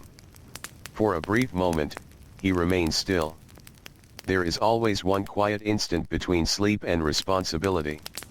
One small breath before the day returns. Then pain reminds him. His back. His wrists. His knees. Morning stiffness arrives faithfully. He exhales and pushes himself upright. The first movement is always hardest. His spine straightens slowly.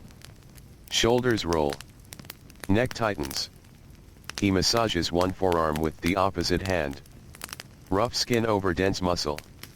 He feels the deep heaviness inside his arms. Not weakness. Accumulated fatigue. He has known this feeling for years. Perhaps decades. Still, the body obeys. It rises.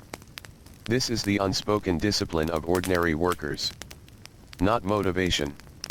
Not inspiration. Necessity.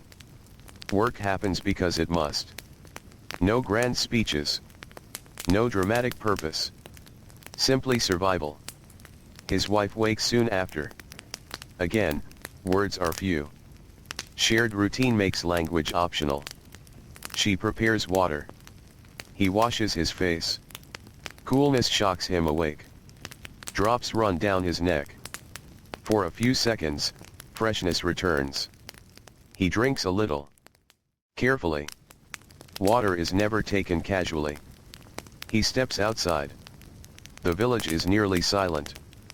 The sky overhead remains dark but no longer black. Stars fade one by one. The eastern horizon carries a thin pale band. The Nile reflects faint light. Its surface looks smooth from this distance. Almost still.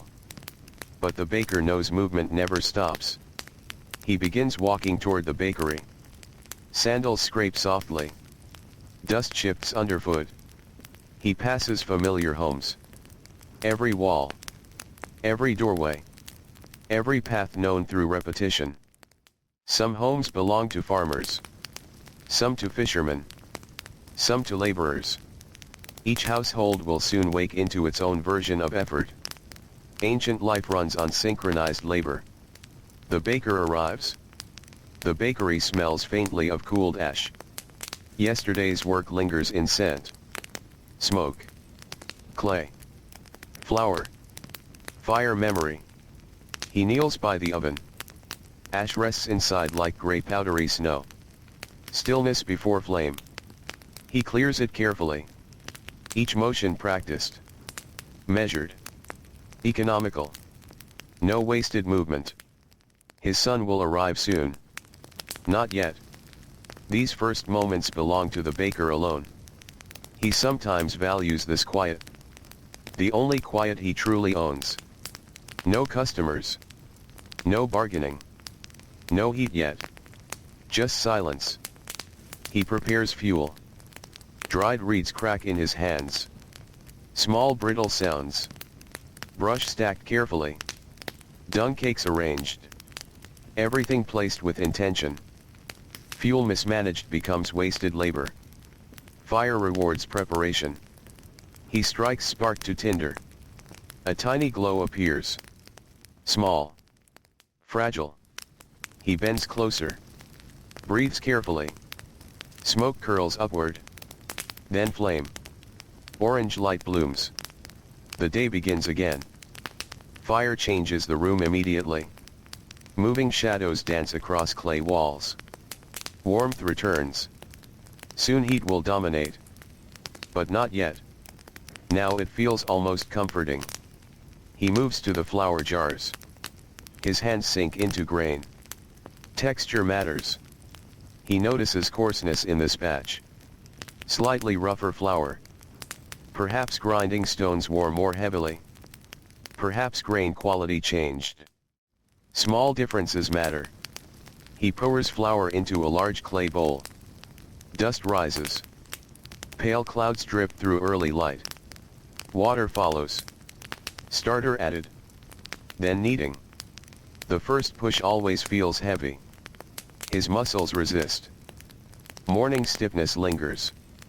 But repetition awakens strength. Push. Fold. Turn. Press. Again. Again. Again. Soon rhythm returns. His breathing synchronizes with movement. Hands and body remember. The dough slowly changes beneath his palms. Sticky becomes elastic. Loose becomes structured. This transformation never becomes meaningless. He has witnessed it thousands of times. Still, it remains quietly satisfying. From raw grain dust comes nourishment. His son arrives. Rubbing sleep from his eyes. Hair untidy. Still growing taller. The baker notices these changes now. Children grow gradually, but suddenly too. One season they are small. Soon they carry loads. Soon their voices deepen. Soon they work beside you as nearly equals. Time moves strangely inside routine. The boy takes his place without instruction. He knows the tasks. Fuel. Tools. Water. Bowls. The bakery begins breathing with 2 workers instead of 1. Outside, the village wakes. Grinding stones begin. A goat complains loudly. A baby cries. Doors open. Sandals scrape. The ancient day returns. The first scent of baking bread will soon spread through the morning air again. And with it will come laborers, servants, merchants, and hungry families, each carrying their own quiet burdens, each depending in small unseen ways on the steady hands of the baker beside his fire. The first true light of morning spread slowly across ancient Egypt. At first it touches only the horizon, a pale ribbon of gold resting between earth and sky. Then the light climbs higher, soft and gentle, brushing rooftops, reeds, clay walls, and quiet water. Shadows begin to form again. The village takes shape in warm color instead of blue-gray darkness. The baker continues kneading. His palms press into the dough with steady force. By now his body has remembered its purpose. The stiffness of waking has softened into movement. His shoulders still ache, but the ache has become background noise, folded into the rhythm of labor. Pain does not vanish. It simply becomes familiar enough that it stops demanding attention every moment. His son prepares baskets. He checks clay bowls. He feeds small amounts of fuel into the oven, careful not to smother the flame. The boy moves with growing confidence. His hands are faster now. More precise. Less uncertain. The baker notices these changes in silence. He rarely speaks praise. Still, pride lives quietly inside him. Skill passing from one generation to the next carries a strange comfort. Knowledge can outlive the body. Hands teach hands. That is how ordinary crafts survive centuries. No scroll is needed. No carved inscription. Memory travels through practice. Outside, the village grows louder. Morning sounds layer together. Grinding stones scrape in repetitive rhythm. A donkey brays. Someone coughs. A woman calls to a child. Birds dart between rooftops. From the river comes the faint splash of oars entering water. Fishermen are beginning another day. Their boats push into the Nile while mist still clings to the surface. Nets lie folded beside them, damp from earlier use. Rope fibers scratch their palms. Their shoulders tense with effort as they guide boats through familiar currents. The baker thinks of them sometimes. Not deeply, but enough to recognize shared hardship. Fishermen depend on water. Farmers depend on flood. Builders depend on strength. Bakers depend on grain and fire. Each worker depends on something beyond personal control. This truth humbles ordinary people. No one fully commands survival. Even kings cannot order the Nile to rise. The baker divides the dough. Large portions become medium loaves. Small portions become compact rounds for poorer households or workers needing portable meals. He shapes each loaf quickly. Roll. Flatten. Fold. Turn. Smooth. The motions are almost musical. Not music heard with ears. Music felt through repetition. A pattern. A cadence. A quiet discipline. The oven grows hotter. Heat presses outward in waves. The clay walls radiate warmth. Sweat forms on the baker's forehead again. Morning coolness is disappearing. Soon the heat will become difficult. But for now, the air still allows easier breathing. He places the first loaves into the oven. The familiar blast of heat rushes toward him. His face tightens slightly. Even after years, the oven's breath commands respect. He leans back. Waits. Observes. Timing matters. Too soon and dough stays raw inside. Too late and crust becomes too hard. There are no timers. No measuring devices. Only sight. Smell. Touch. Instinct. Experience is the baker's greatest tool. The first customers arrive. An older laborer comes before heading toward construction work. Dust already coats his sandals. His shoulders are broad but slightly bent from years of lifting. His hands are thick and scarred. The baker recognizes him instantly. No greeting beyond a nod. None needed. The laborer receives bread and moves on. Next comes a young mother carrying a child. The child's head rests sleepily against her shoulder. She trades grain for bread. The child watches the loaves with half-open eyes. Bread smells comforting even to children too young to understand hunger fully. Soon more customers arrive. Morning demand begins to build. Voices overlap. Orders are spoken. Baskets fill and empty. Ash drifts through shafts of sunlight. The bakery becomes alive with movement. The baker's son keeps pace. Passing baskets. Stacking loaves. Refilling fuel. Learning speed. Speed matters during the rush. Too slow creates waiting. Too rushed creates mistakes. Balance matters in every task. A servant from a wealthy household arrives. Her linen is cleaner than most workers' clothing. Her posture is careful. She carries instructions for a larger order. Wealthier homes often require finer bread. Sometimes made with better sifted flour. Softer texture. Cleaner grain. Social difference can be tasted in bread. The baker understands this. Not with resentment exactly. More as fact. Ancient society is layered. Priests. Officials. Scribes. Merchants. Craftsmen. Laborers. Servants. Each lives differently. Yet hunger touches everyone. Even wealth cannot remove hunger. It only changes what satisfies it. As the morning progresses, the bakery grows hot. Very hot. The sun rises higher. Light sharpens. Dust glows white in the air. The baker wipes sweat from his brow with his forearm. His linen sticks to his skin. Flour mixes with sweat and creates pale streaks along his chest and arms. His breathing deepens. His muscles burn from constant movement. Remove loaves. Load loaves. Shape dough. Check fire. Turn baskets. Repeat. Repetition becomes relentless.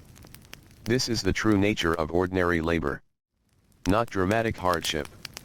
Not constant suffering. Relentless repetition.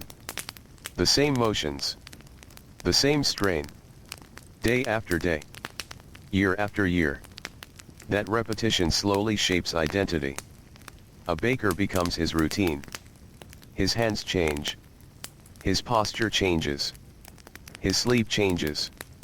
Even his thoughts move in patterns formed by labor. At the doorway, a merchant pauses. He carries jars sealed with clay tops. Oil, perhaps. Or beer. He watches the bakery briefly. The smell of bread draws him. Warm crust. Roasted grain. Smoke. One of humanity's oldest comforts. Fresh bread can quiet irritation. It can soften worry. Even tired people breathe differently when they smell it. The merchant buys 2 loaves. One for himself. One for trade later. Bread travels through social life in countless ways. A gift. A ration. A payment. An offering. A meal. The baker barely pauses. His work remains constant. He feels a sharp pull in one wrist while lifting a tray. He stops for half a heartbeat. Flexes. The pain eases. A warning. Nothing more. Still, he notices. Age speaks through small signals. A joint that recovers slower. A back that stiffens sooner. Eyes that strain longer in smoke. The body keeps careful record of years. His son glances at him. The baker notices but says nothing. Children begin seeing parents as mortal slowly. First through fatigue. Then through pain. Then through limits. The baker returns to work. No complaint. Only movement. Outside, the village is fully awake now. Fields call farmers. Construction sites call laborers. Temples begin formal routines. Markets prepare for trade. The entire machinery of daily Egyptian life turns forward. And quietly, near the center of this ordinary morning, the baker continues shaping food that will pass through countless hands before sunset. Some loaves will feed builders raising walls. Some will reach fishermen by the river. Some will be torn apart by children at midday. Some will sit before sacred statues inside temple halls. Most loaves will vanish quickly into hunger. Consumed. Digested. Forgotten. Yet necessary. This is the strange fate of bakers. Their work disappears almost immediately. Bread is made to vanish. Eaten within hours or days. No permanent monument remains. Only temporary nourishment. And perhaps that is what makes the work quietly beautiful. To create something essential that is meant to disappear. As the sun climbs higher and the heat begins tightening its grip on the village once more, the baker keeps moving, his hands steady over dough, fire glowing beside him, while another ordinary Egyptian morning unfolds under the endless watch of the Nile. The morning continues to unfold across ancient Egypt, and little by little, the softness of dawn disappears. The sun rises higher. Its golden warmth turns brighter, sharper, whiter. The shadows near the bakery doorway shrink. Clay walls that felt cool only a short while ago begin storing heat once again. Dust floating through the air glows in hard sunlight, each pale grain drifting lazily before disappearing into brightness. The baker feels the change without needing to look outside. His skin tells him. The air near the oven grows heavier. Breathing becomes slower. Sweat gathers faster now, forming along his forehead, neck, and back. Small droplets run down his temples and disappear into the linen wrapped around his body. His son notices the heat too.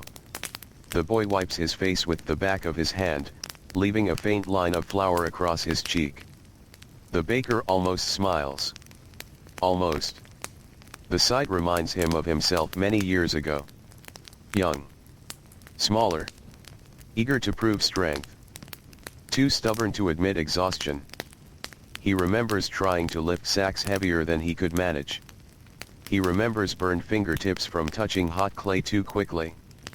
He remembers his father correcting him with quiet firmness.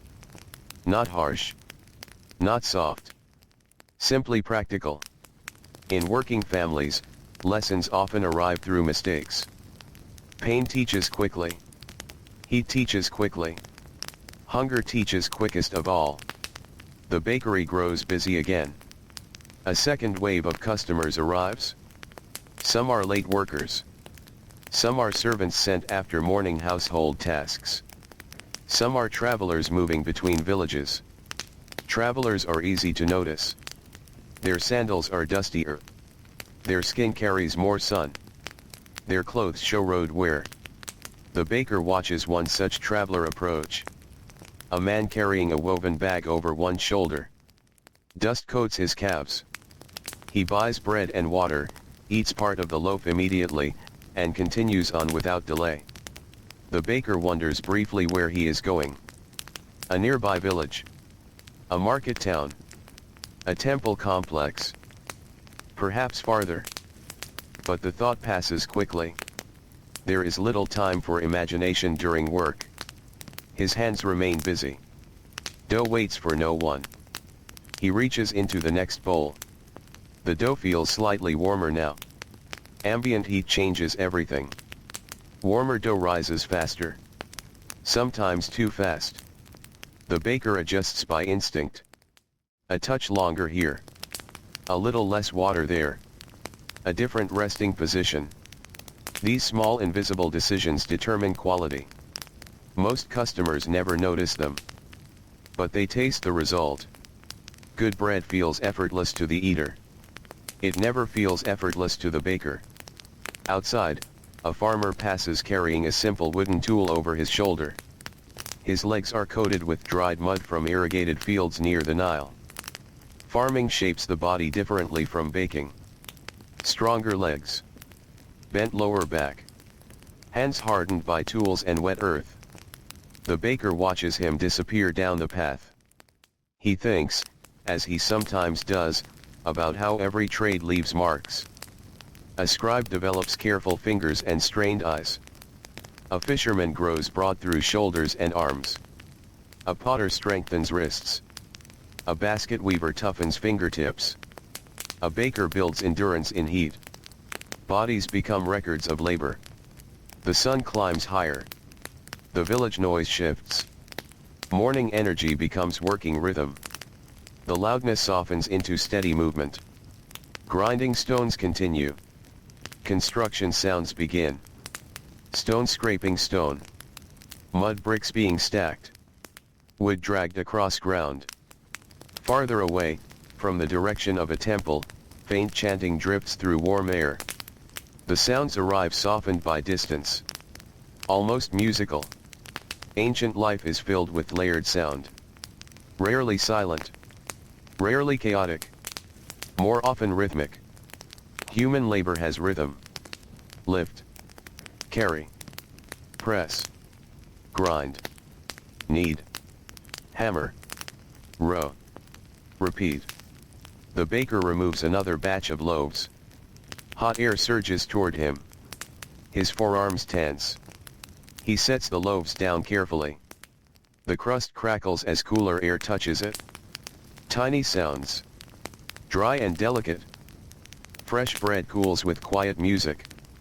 His son begins stacking the loaves. The boy's movements are noticeably smoother now. He no longer hesitates before tasks. He anticipates them. The baker notices. Skill is becoming habit. This pleases him more than he says.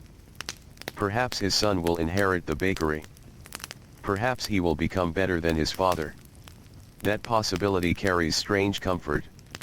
A craft surviving through blood. Knowledge surviving through memory. The baker pauses briefly to drink water. The clay cup feels warm. The water is no longer cool. Still, it helps. He drinks slowly. Each swallow matters. Too much too quickly during heavy heat can leave the stomach uncomfortable. Workers learn practical wisdom from experience. Much knowledge is bodily. Not written. Not formal. Simply learned. Nearby, an elderly woman approaches again. The baker recognizes her immediately. She comes often. Her posture is more bent than before. Time is visible. Age changes movement first. She steps carefully. One hand supports the small of her back. Her fingers are thin but strong. The baker hands her bread without unnecessary delay. He notices how carefully she carries the basket. Old age in ancient times demands adaptation. Tasks once easy become deliberate. Yet many elders continue working. Retirement, as modern people understand it, does not exist for most ordinary Egyptians. Useful hands remain useful as long as possible. The baker thinks briefly of his own future. He does not dwell on it. Still, the thought appears. How many more years can his back endure? How long before his wrists weaken? How long before lifting heavy flour jars becomes difficult? No clear answer. Only uncertainty. He returns to kneading. Hands sink into fresh dough. Push. Fold. Turn. Press. The familiar rhythm calms thought. Work can quiet worry. Not solve it. Quiet it. There is comfort in immediate tasks. Dough needs hands now. Fire needs tending now. Tomorrow's fears wait. The oven crackles. Ash floats. Sweat drips. Time moves. Morning edges toward midday. The baker begins feeling deeper fatigue. Not exhaustion yet. But accumulation. Small drains adding together. Muscles heavier. Breathing fuller.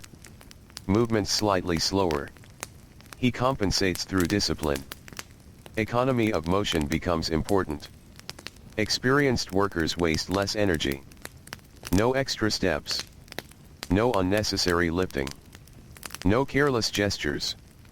Efficiency protects the body. His son still uses extra motion sometimes. Small waste. Unneeded turns. Unnecessary reaching. The baker corrects him with brief gestures. The boy adjusts. Learning continues. Outside, children run past the bakery. Their laughter briefly cuts through work sounds. Light. Quick. Carefree. One child carries a reed toy. Another chases him. Their feet kick dust into sunlight. The baker watches them for a second. Children move differently from workers. Loose. Free. Unmeasured. Their bodies have not yet learned labor's discipline. Soon they will. For now, they run. He returns to the oven. The heat feels more punishing now. The day is approaching its hardest hours. Soon much of the village will slow. Soon workers will seek shade. Soon midday rest will become necessary. But not yet. There is still bread to finish. Still customers to serve. Still grain to shape into food. The baker feels a familiar deep ache settle across his lower back. It spreads slowly like warmth from buried coals. Not sudden pain. Steady pressure. He straightens carefully. One hand presses his spine. He breathes. Waits. Then continues. This is how many ordinary lives move forward. Not without pain. With pain carried. Quietly. Without ceremony. Without witness. And as the bright Egyptian sun climbs toward noon, bleaching the village in heat and light, the baker remains beside his oven, shaping loaf after loaf, while the endless daily rhythm of bread, labor, and survival continues along the eternal banks of the Nile. The sun now hangs high over ancient Egypt. Morning has fully disappeared. No trace of cool air remains. The light is harsh and nearly white, pouring down over fields, rooftops, temple walls, and dusty roads. Shadows have become short and tight, hiding directly beneath baskets, stools, animals, and human bodies. The earth radiates warmth upward, so that heat comes from above and below at once. This is the hour many workers dread. Midday. The hardest part of the day. Inside the bakery, the heat feels even more intense. The oven still burns. Clay walls trap warmth. Air barely moves. Breathing feels thick, as if each breath carries dust and fire together. The baker's entire body glistens with sweat now. His linen clings to him. Flour has turned to pale paste in places where sweat runs heavily across his skin. His forearms shine with moisture. His hairline is damp.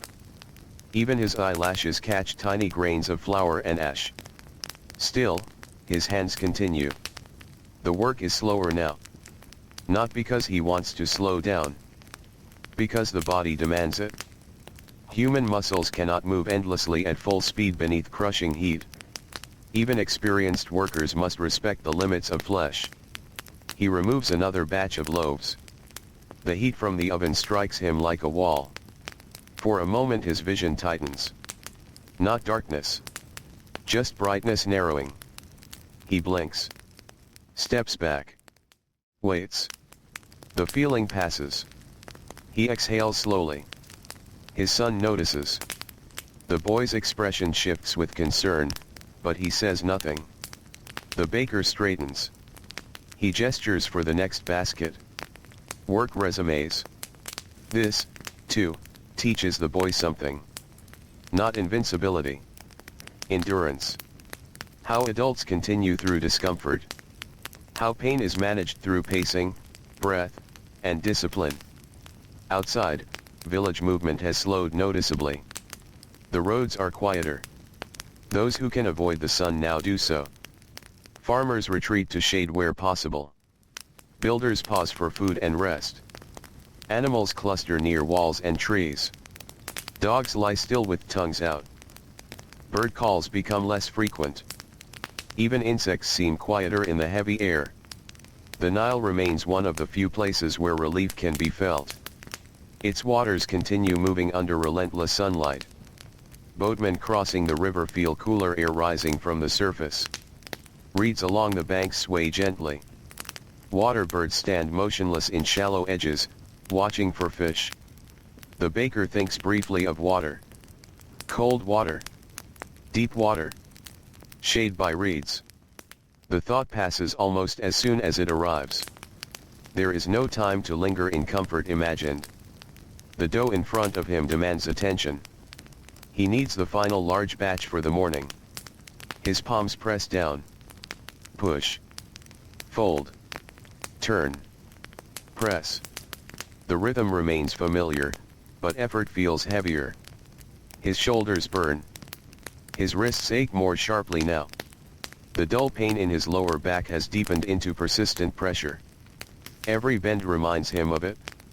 He adjusts his stance. Wider feet. Straighter spine. Small corrections to reduce strain. Workers develop these strategies over years. Tiny adaptations that preserve the body. Not perfect solutions. Only survival techniques. His son brings water. The baker accepts it without words. The clay cup is warm to the touch. The water tastes of earth from the jar. Warm. Still precious. He drinks slowly. One swallow. Then another. He pauses before finishing. The body absorbs relief in small waves. His breathing eases slightly. Enough. The son drinks next. His young face still carries traces of childhood softness, though labor is slowly changing him. The baker notices stronger forearms now.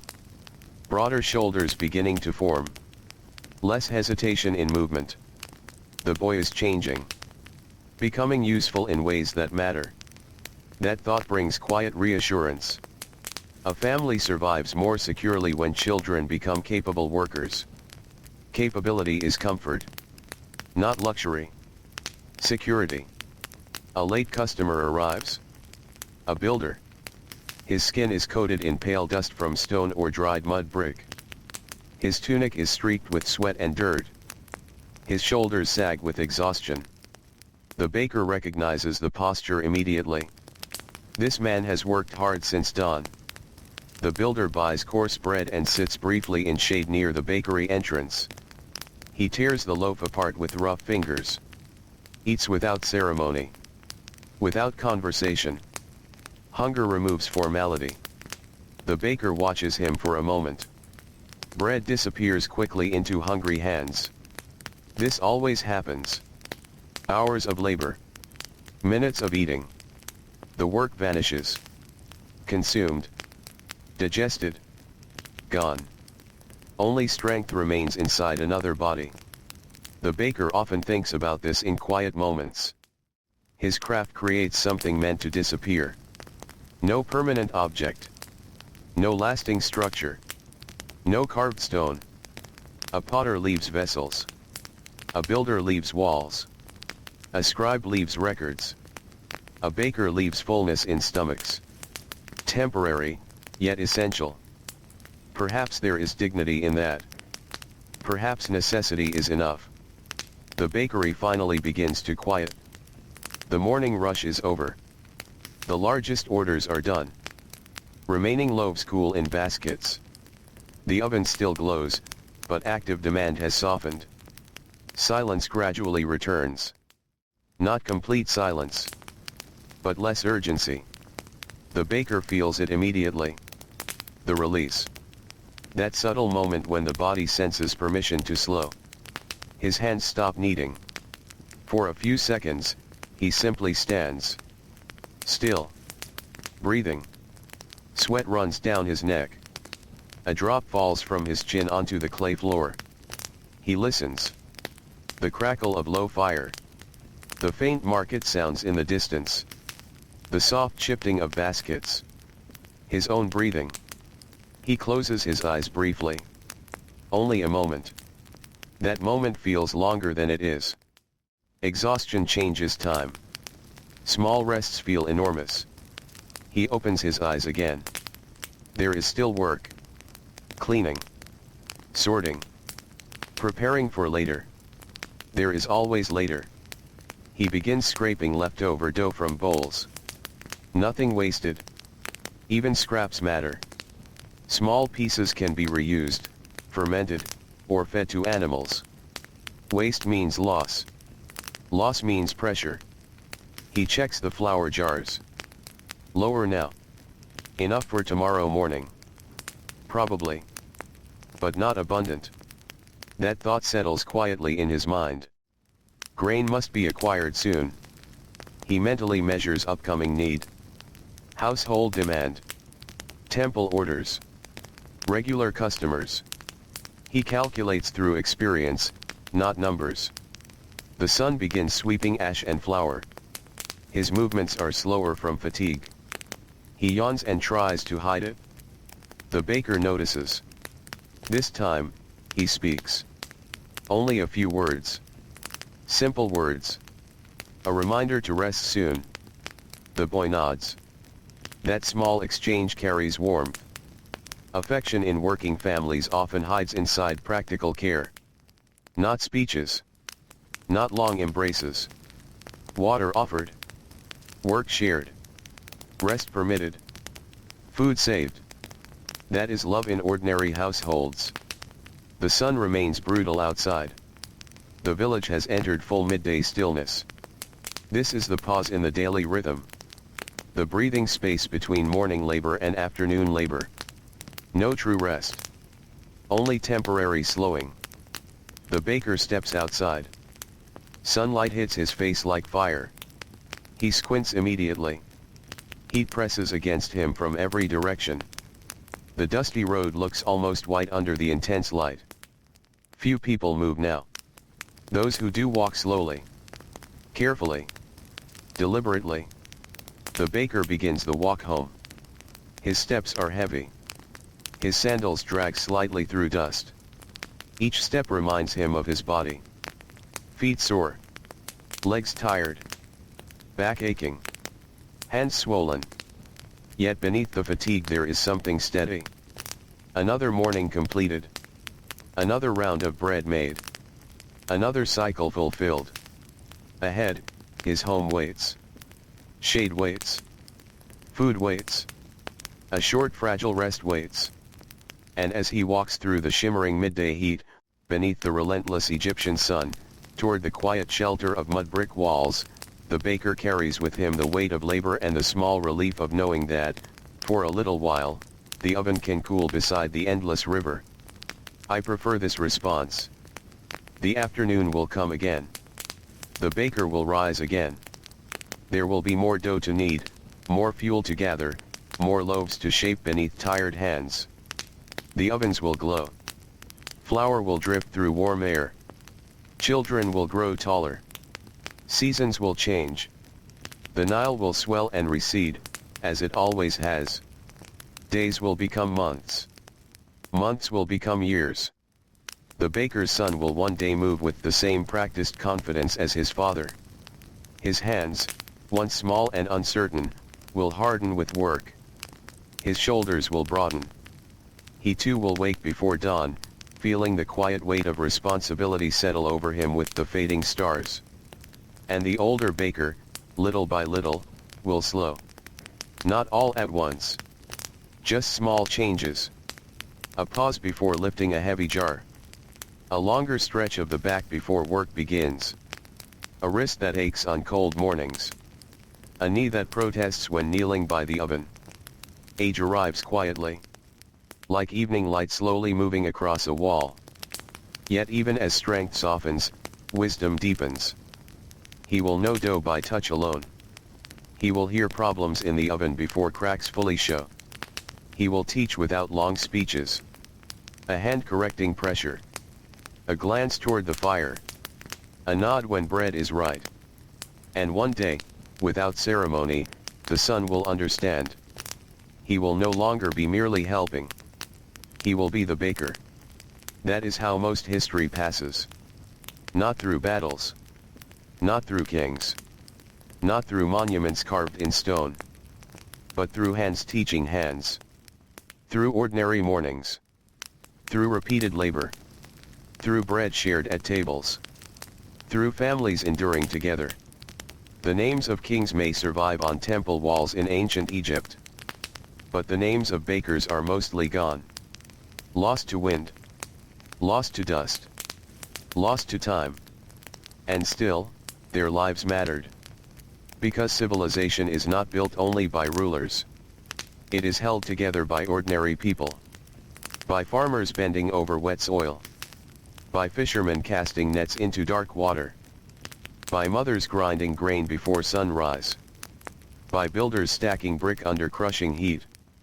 And by bakers rising in darkness to feed them all.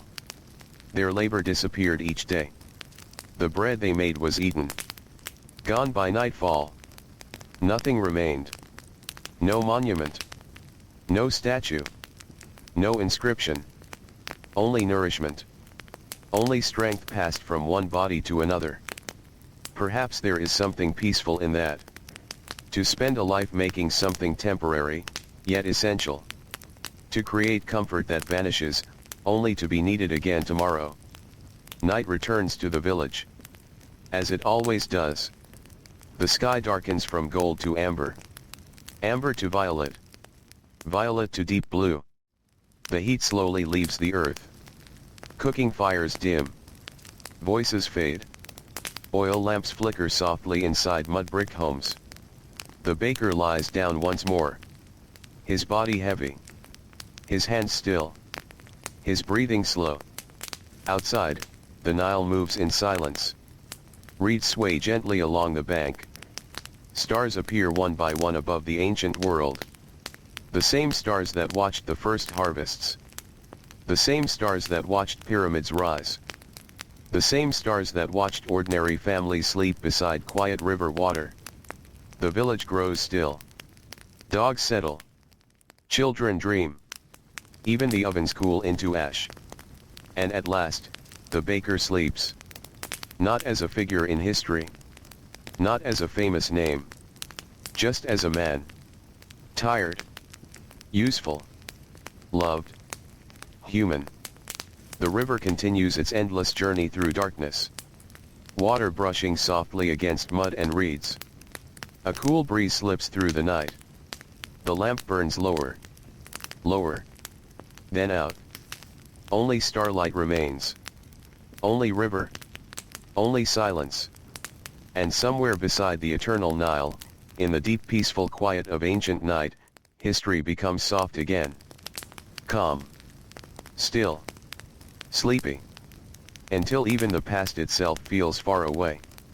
And all that remains is the gentle sound of water moving through darkness. Good night.